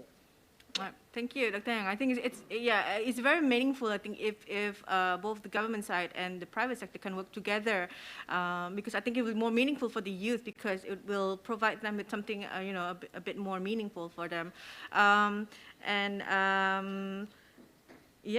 think that is a good point that you've shared, and I think involving the private sector right from the beginning, from the planning stage, I think it's I guess a very important stage to do, because I think only then we will know what is the right approach that would meet the benefit of all, for the government, for the youth, and as well as for the private sector. So thank you for that. So let me pose the next question to President Kim. I would like to ask about the current challenges that we are facing with COVID-19 at the moment. And as you know, I think as we've mentioned, it's very hard to have direct face-to-face interactions with one another. And I think also it was mentioned earlier that actually interactions, bilateral interactions one-on-one is actually more effective to have that better understanding, but with COVID it's a challenge, and with COVID we see that many schools and many universities now are moving towards online education, and I think because of that it's hard for the local students to mingle with the ASEAN students, and so ASEAN students I think find it a little bit difficult to learn or to adapt to new cultures faster than they used to. So, in view of this challenging, era where we're living with the corona, is there any advice or any views that you can share, perhaps, on how can we still continue to, foster better interactions between Korean youth in Korea with the ASEAN youth who comes to Korea to study, so that we can still have that, effective mutual bonding with one another? 네. Yes, due to COVID-19, there have been limitations of direct exchanges between students, and I feel sorry for that. But I hope that in a near future that will be resume the exchanges. Due to the COVID-19, that we have been asked to go for transformation. Pandemic has changed our global environment through fourth industrial revolution, so that we need to have new strategies for us to expand human exchanges. In case of Korea, that we held overseas study expo by visiting each country overseas. However, as we are limited in mobility, that we are holding online and offline expo in a hybrid form. And I think this online and offline form is quite helpful for students who are interested in Korean study information. And also that we are running Study in Korea portal. This is a comprehensive system where you can find information about studying in Korea.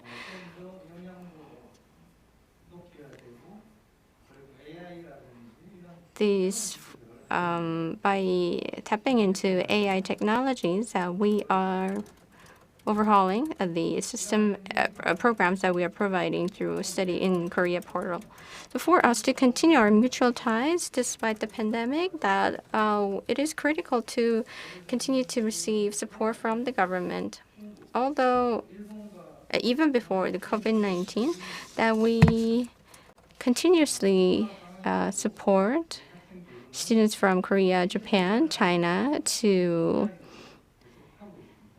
encourage exchanges among students. But this kind of exchange is continuing online in COVID-19 situation. So although it is not good as good as direct exchanges, but still this indirect exchanges help us to continue our mutual understandings. So although it's an online form, it is critical for us to meet regularly. Of course, it will be ideal if we can invite private sector, but it's also important that the government-led programs are introduced to students. This will help us better understanding and better mutual solidarity. Thank you. All right, thank you, Dr. Kim. I agree with you. I think in this era of living with Corona, technology is something that we have to rely on. I think being innovative with how we use technology is also another way. So I'm happy to hear that even though we are in a very challenging time, Korea has still been able to provide support for students to come into Korea to continue their studies and communicate more through technology, through online.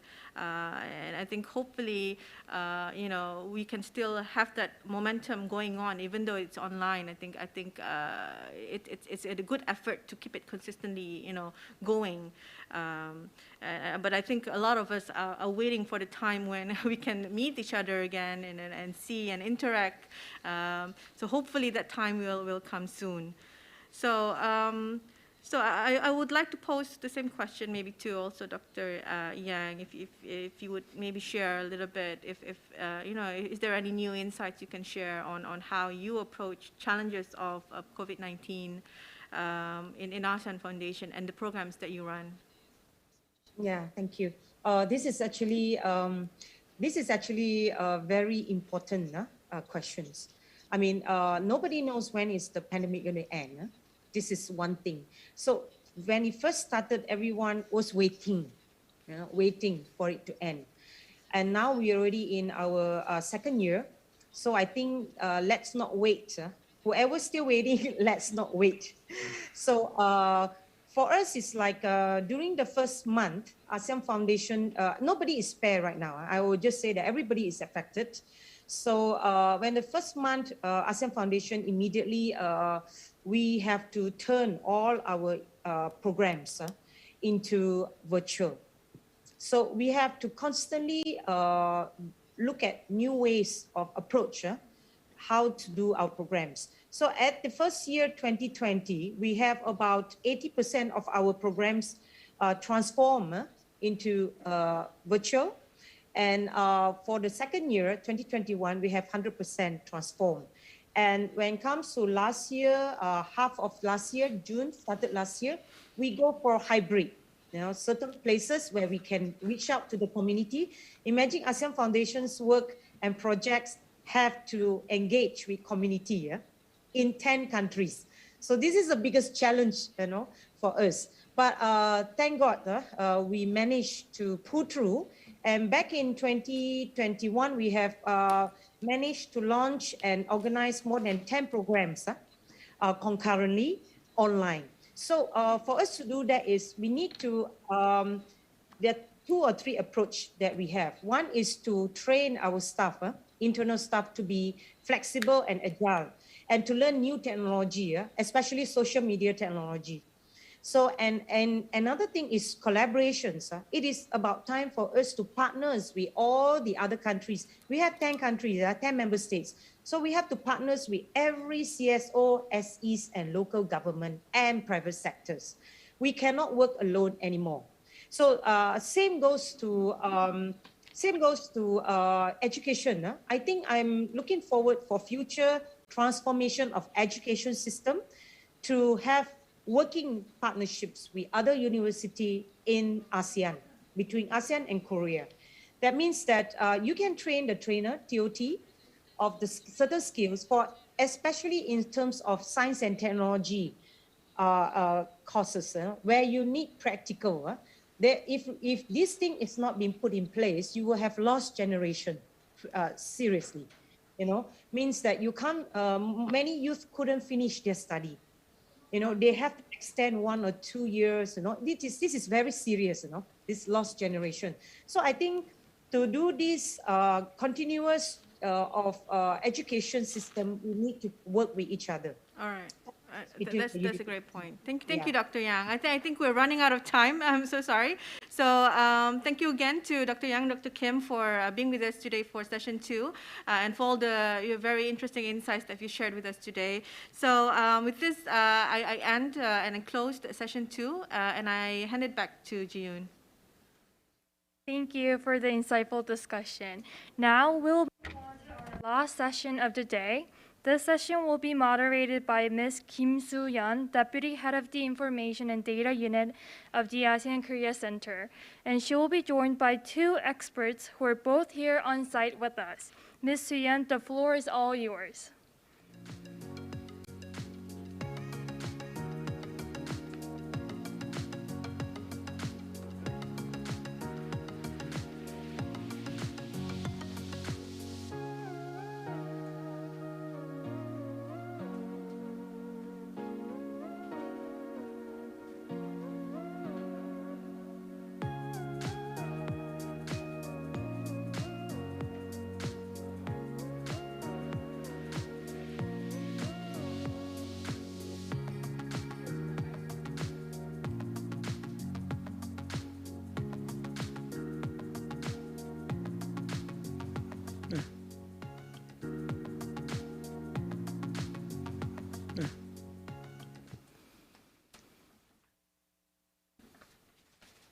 안녕하십니까.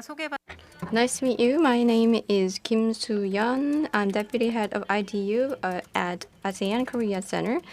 For the third session, we're going to talk about role and importance of media for raising youth awareness of ASEAN-Korea relations. We are honored to have Mr. Chung Cheol-gun, CEO of Korea Jungang Daily, and also Ms. Im Yeon-suk. She is Seoul Bureau Chief of Channel News Asia. So before we begin, I'd like to introduce our 2 panelists.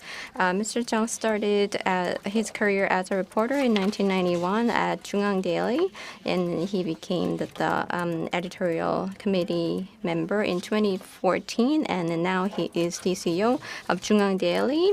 And Ms. Im Yeon-suk, she is serving as the Seoul Bureau Chief of Channel News Asia, and she's been spreading the good news about Korea to the world, especially to Asia.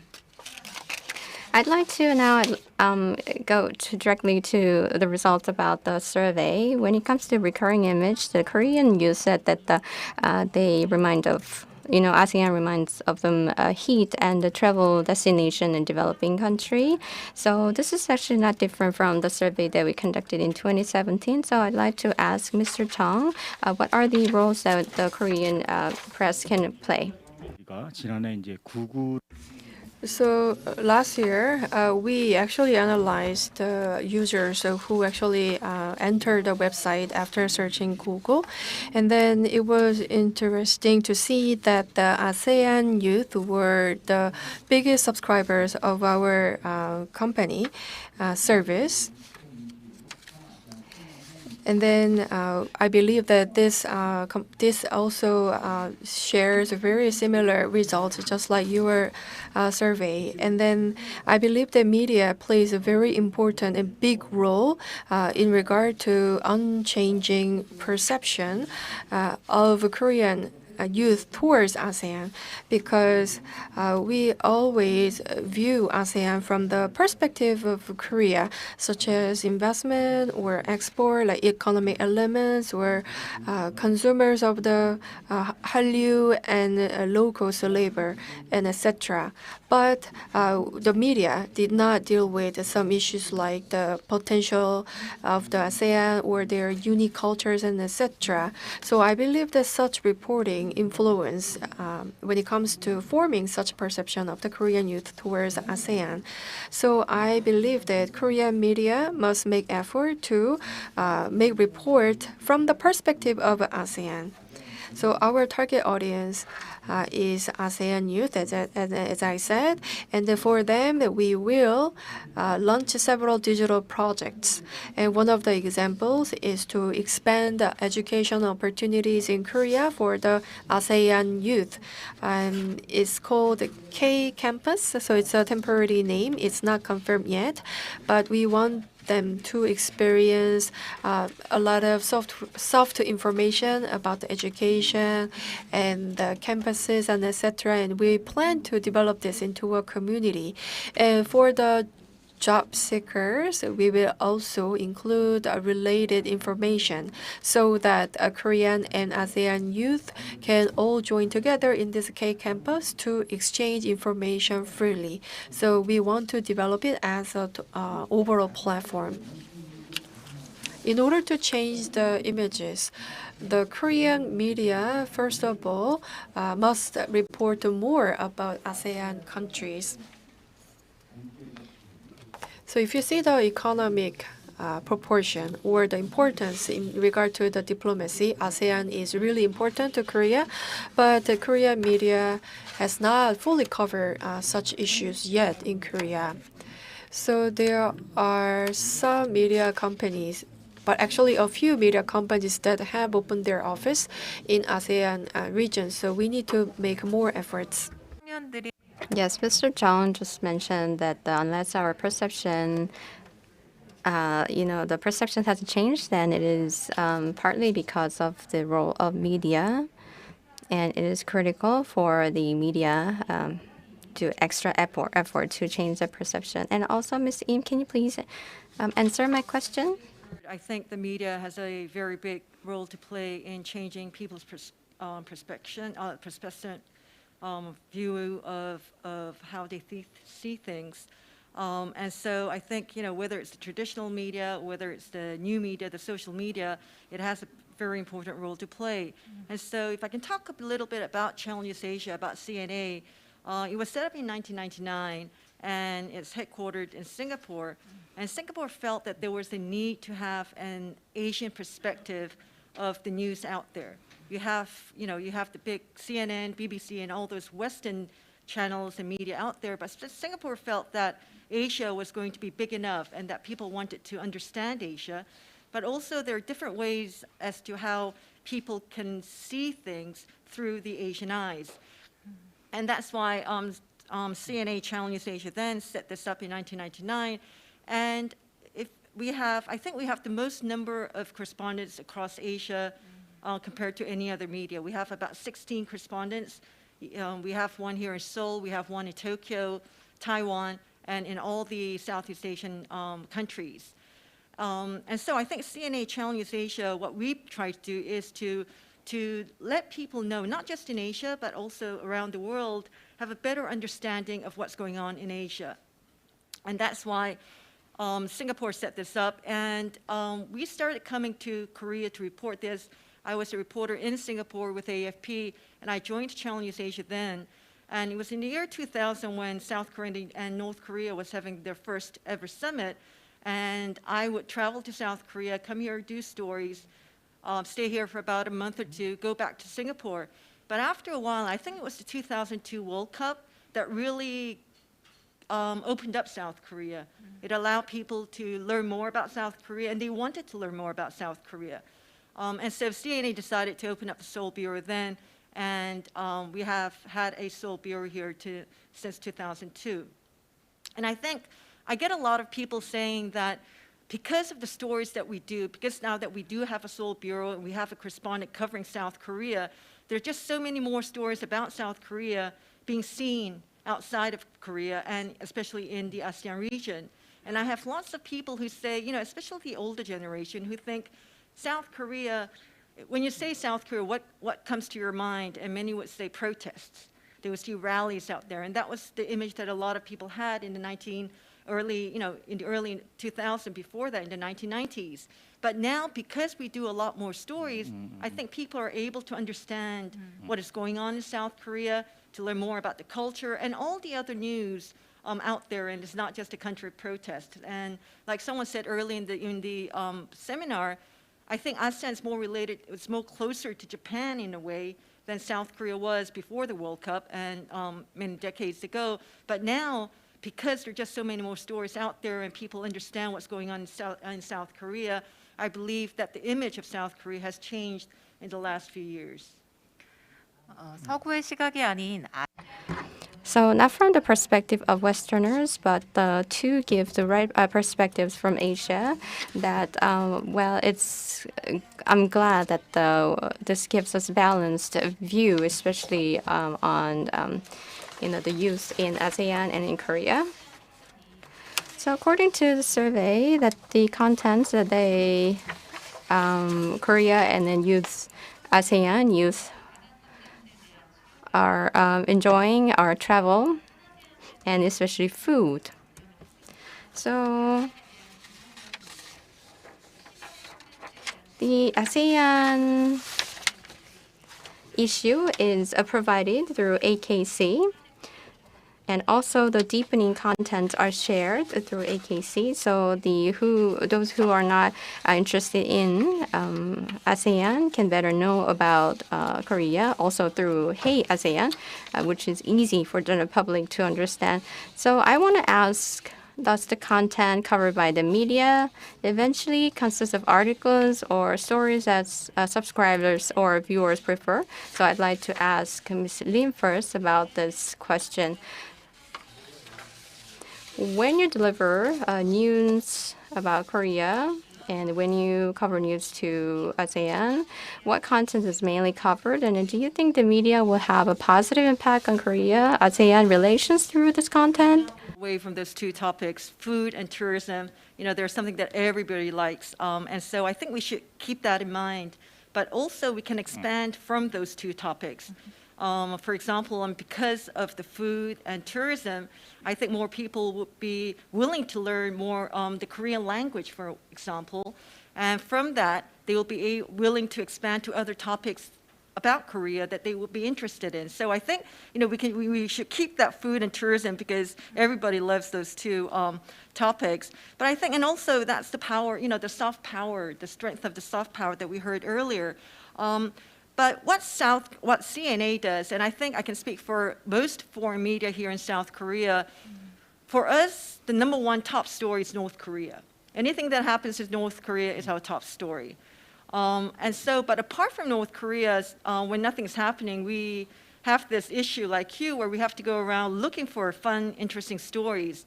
But because we're a news story, we're a news media, and we don't, I can't do PR stories about Korean food or the Korean place, but there are ways that you can find different ways to tell a story, and that's what we do. And if we can't, and because we're here in South Korea, and we're able to travel around to various areas here in South Korea, that's what we do. We go around looking for different kinds of stories. For example, the Beijing Winter Olympics will be happening next month. And because South Korea hosted the Pyeongchang Winter Olympics 4 years ago, there's a lot of interest as to what happened in South Korea then. And so lately we've been going to Pyeongchang, Gangwon, Gangneung, to different places, showing what happened 4 years ago, how South and North Korea formed a unified hockey team.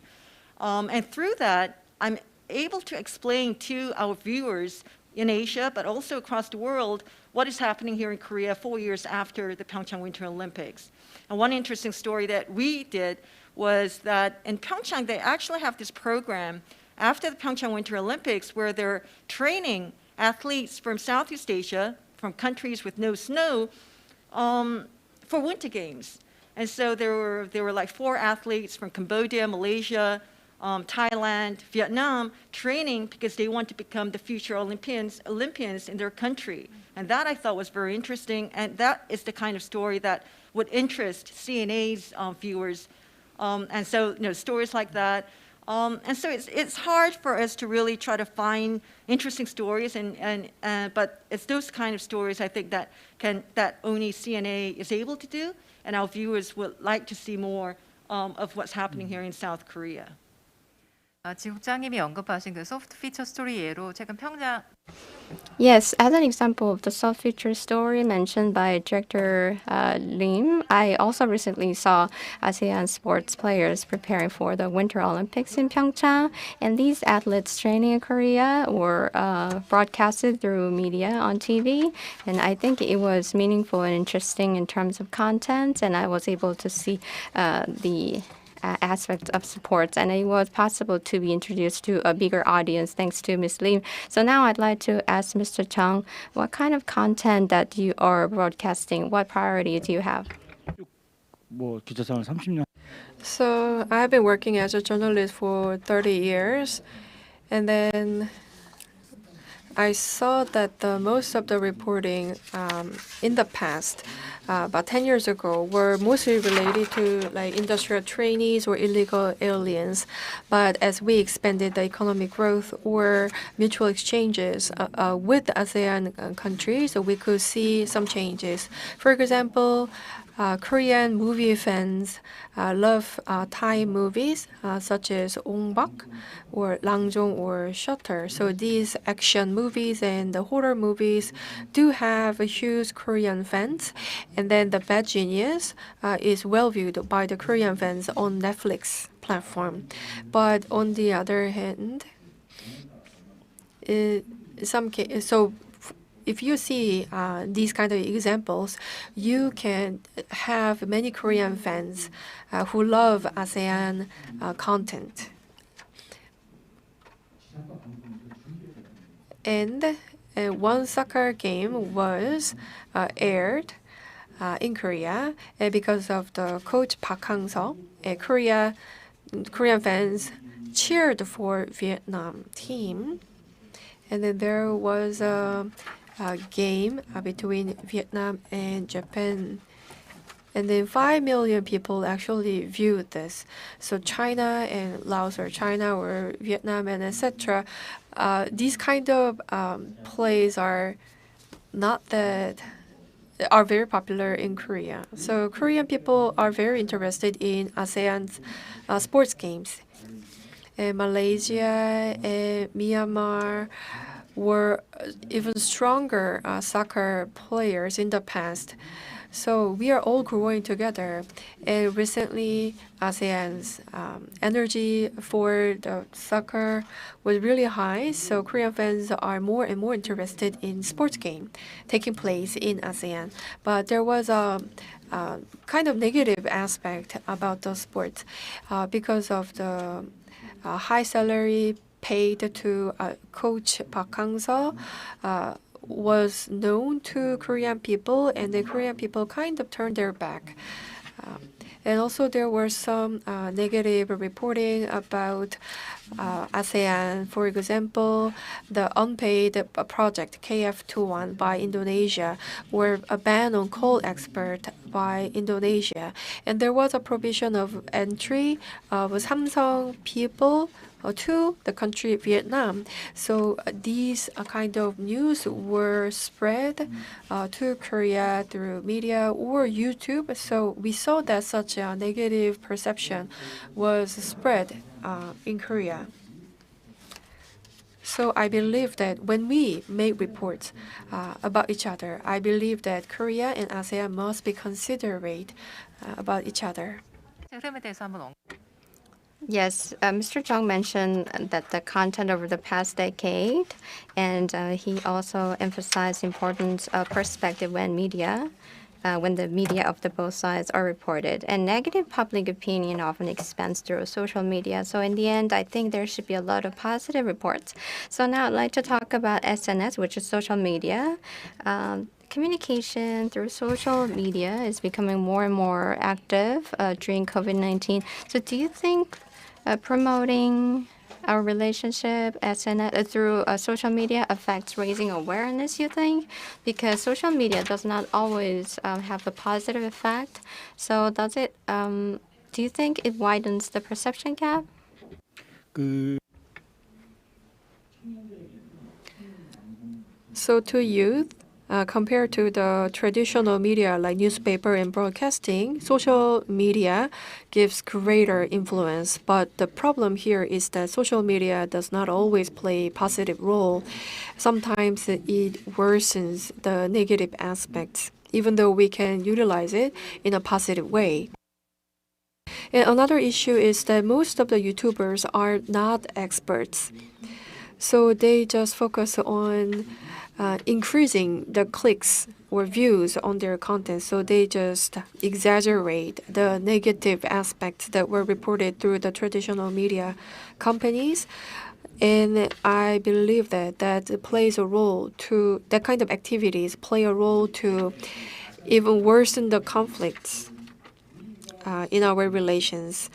But we had to focus more on the digital technology and the unicorn companies' development in ASEAN countries. So there are many positive things that we had to focus on, but not many social media channels talk about this positive thing. But mostly YouTubers just to show food or culture, but in a very exaggerated way. And if there are some news, they just try to worsen the relationship between Korea and ASEAN by making exaggerating content. So we need to make efforts to make improvement in this kind of content, and we need to be more genuine to expand positive media coverage or positive content. There are many Korean startups who are starting their business activities in ASEAN, and I hope they will contribute more positive content. So Mr. Jung emphasized the importance of the role of both youth in Korea and ASEAN, and also there are ASEAN students who are living in Korea that they are sharing Korean information through YouTube. So according to the survey, that the Korean youth compared to ASEAN youth, that we have less content about ASEAN. So we are looking forward to ASEAN playing an important role. So I'd like to ask Ms. Lim about the same question. Are negative and positive impacts of SNS and social media, but it's something that we all have to sort of like find a way around this, because we do need the social media to be able to connect with the younger generation.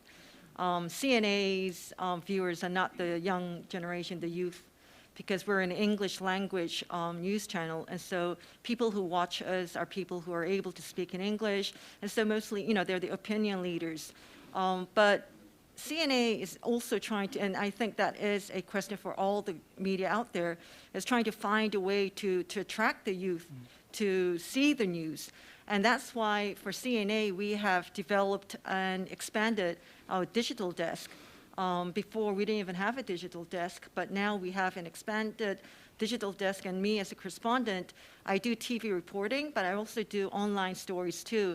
And for me, I mean, I'm sure there are lots of negative impact, but for me, I find it very interesting.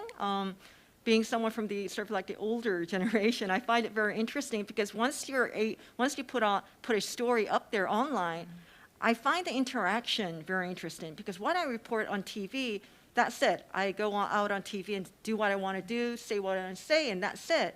But on online, and when my stories go up on YouTube, I get viewers' opinions. I have their feedback. And there are people out there in Southeast Asia who are interested, and they ask me questions about the stories, or they tell me what they think about this issue and this. And so I think that is positive. And so I think it's very important that the media try to find a way to get the youth interested, and that is through social media.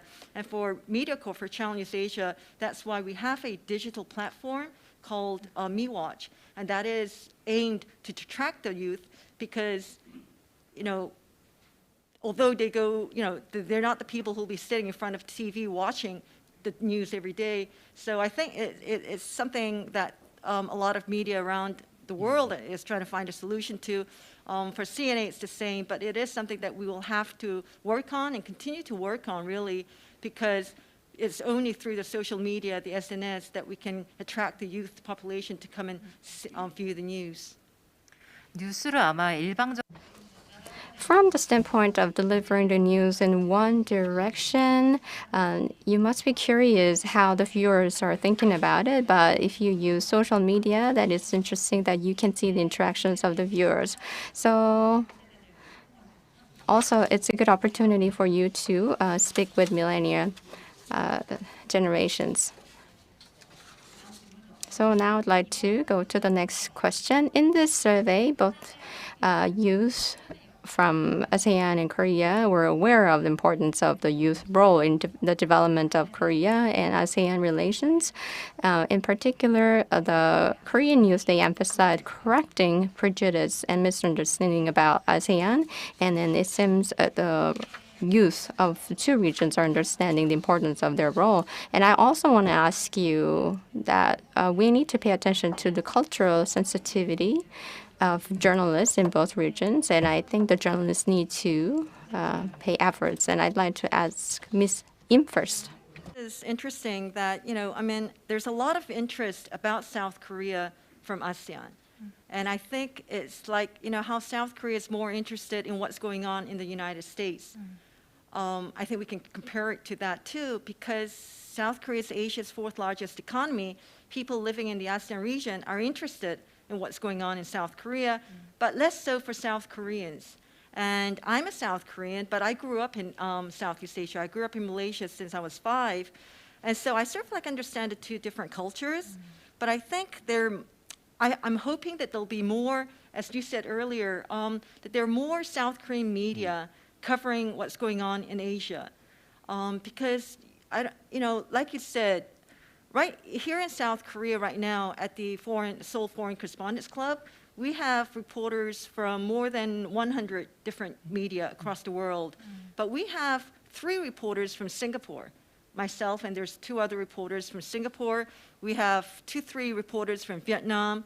We have reporters from Taiwan covering Taiwan, Hong Kong. And so, they're interested in what's going on in South Korea. So if they've come here, they have correspondents here. But like you said, I mean, there are no South Korean correspondents in Asia. I think in the past, I used to know 1 or 2 embassy or, and they used to be based in Thailand or Singapore, but they all came back, and there's nobody covering Southeast Asia, which I think is a shame.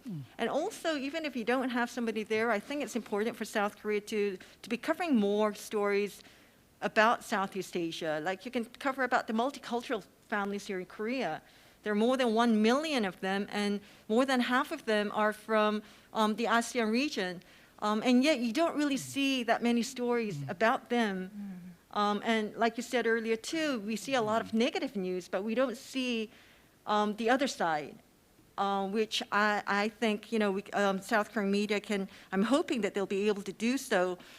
Because, the ASEAN media, Challenge Asia included, we've learned a lot about South Korea through South Korean Wave, the K-Wave, dramas. And there is a lot of interest about what is going on in South Korea, but less so for South Korea. And so earlier when we were talking about education, we talk about how it's important, how the South Korean government is providing funds and scholarships for Asians to come here. But in a way, I hope that the South Korean government can do the same for South Korean students to go overseas to Southeast Asia, because there's just so much to learn there too. And so I think it has to go both ways. It's no use trying to, help the Southeast Asians understand more about South Korea when the South Koreans don't have that basic understanding or the cultural understanding of what's going on in Asia. And so, I'm hoping that there won't be any misunderstanding, but to be able to resolve this, I think the media has a big role to play, and that's the media in Southeast Asia, but also here in South Korea. 정 대표님도 청년 Right. So Mr. Chung mentioned about the importance of the youth role. Yeah, please answer. 적인 게 굉장히 So I believe that the mutual aspect is really important. So Korean youth must develop more interest in ASEAN, and they must go to ASEAN more and more. And we have many ASEAN youth now staying and studying in Korea, but we need to do it in the opposite way as well, so that they can study and work in ASEAN. I remember that was MBC, the broadcasting, and then I remember that Thai universities were introduced through the programs, as they are most of the prestigious universities in the world, and that university's ranking was even higher than Seoul National University. And many Korean officials actually went to Manila to study abroad, and Korea actually didn't become a developing country in a single night, but we were like that in the past. And in case of Singapore, I believe that the Nanyang University or Singapore National University's QS ranking is even higher than Korean universities. So I hope that Korean youth will also go to ASEAN to study ASEAN. But I believe that the media reporting is kind of one way, so it's not fully covering such quality education opportunities in ASEAN. But actually, youth are moving, regardless of such media reporting. If you see the startups and if you see the Kotra's survey, startups go to the US, and then they actually go to ASEAN as well, and then they go to ASEAN more than like Japan, for example. So there are 47 unicorn companies in ASEAN. So that means that there are more unicorns in ASEAN compared to Korea, as well as startups. And then when I saw the Bain & Company's estimation, they believe that the digital industry of ASEAN will reach $700 billion in a few years. So we need to find more opportunities in ASEAN to understand such development. And just like ASEAN youth are trying to find opportunities in Korea, Korean youth must do so in ASEAN as well. And then, as you mentioned, I believe that the mutual understanding and cultural sensitivity will be very important. And a chef named Baek Jong-won actually hosted a TV program called Food Street Fighter, and then you can actually get to know about the street food of ASEAN countries like Penang in Malaysia and etc. And then we could see very similar food available in ASEAN. They're very similar to Korean food, and we don't see them inferior or nothing like that, but they are really familiar to us. And then the young generation, they accept these new cultures in a very cool way. They are not like the older generation. So I believe that if we make efforts in this way, we will be able to get rid of such prejudice. I would like to give the final question to each of you. I'd like to ask this question to Mr. Jung first. In terms of interactive exchange, I'd like to ask you, what are the ways that we can introduce ASEAN Wave to Korea, and how can we reach the general public through media? 한국의 드라마. So, for example, I think we need to have these kind of scenes in K-drama to reflect the reality. Indonesian unicorn CEO who graduated Harvard, and then the Korean startup leader who graduated KAIST of Korea must appear in the same drama, and then maybe they can develop some relationship in the drama, for example, to reflect the reality. Well, this actually happens in the reality. 5 Indonesian unicorn companies' CEOs actually graduated from Harvard University. So the elites of this company are now leading this digital innovation. And many Korean startups are now being involved in ASEAN to launch their business activities. So if we accumulate this one by one continuously, I'm sure that we will make a brighter future. 그 양측의 언론 보도 So I'd like to ask Ms. Im, do you feel that the Korean and ASEAN relations have developed overall through media reports and ads? Can you please share your hands-on experience? Years under President Moon Jae-in because of this New Southern policy.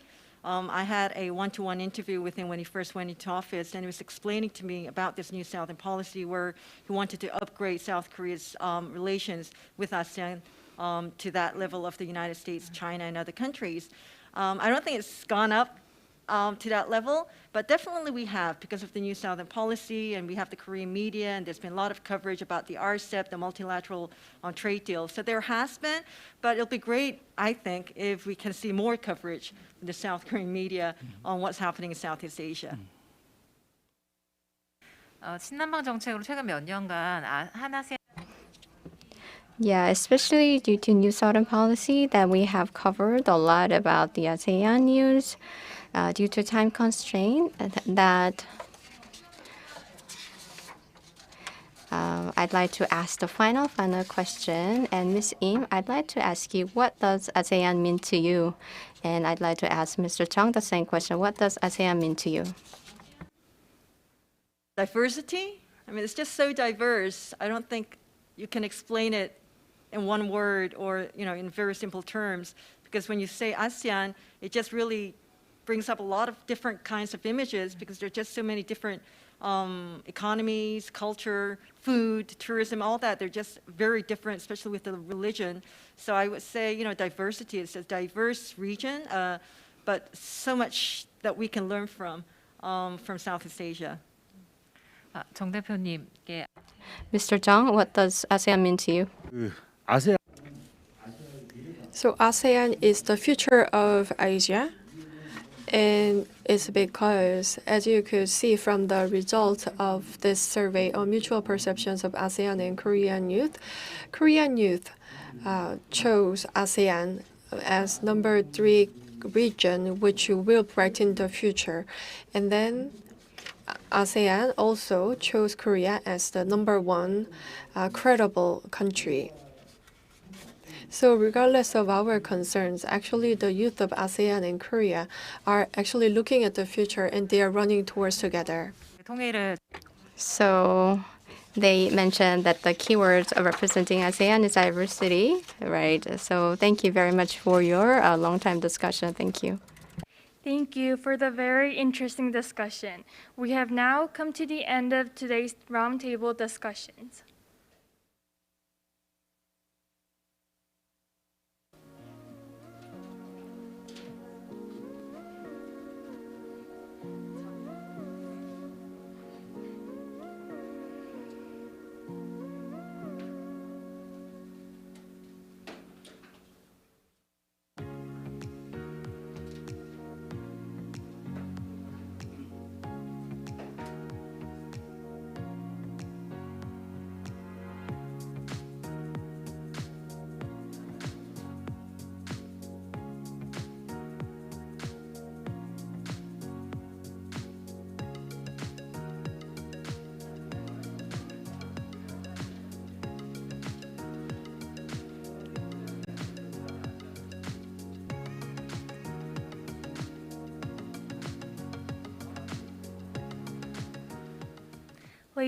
Ladies and gentlemen, in closing, on behalf of the AKC, I would like to convey our deepest appreciation to all the panelists and all our online viewers for your valuable time and attention.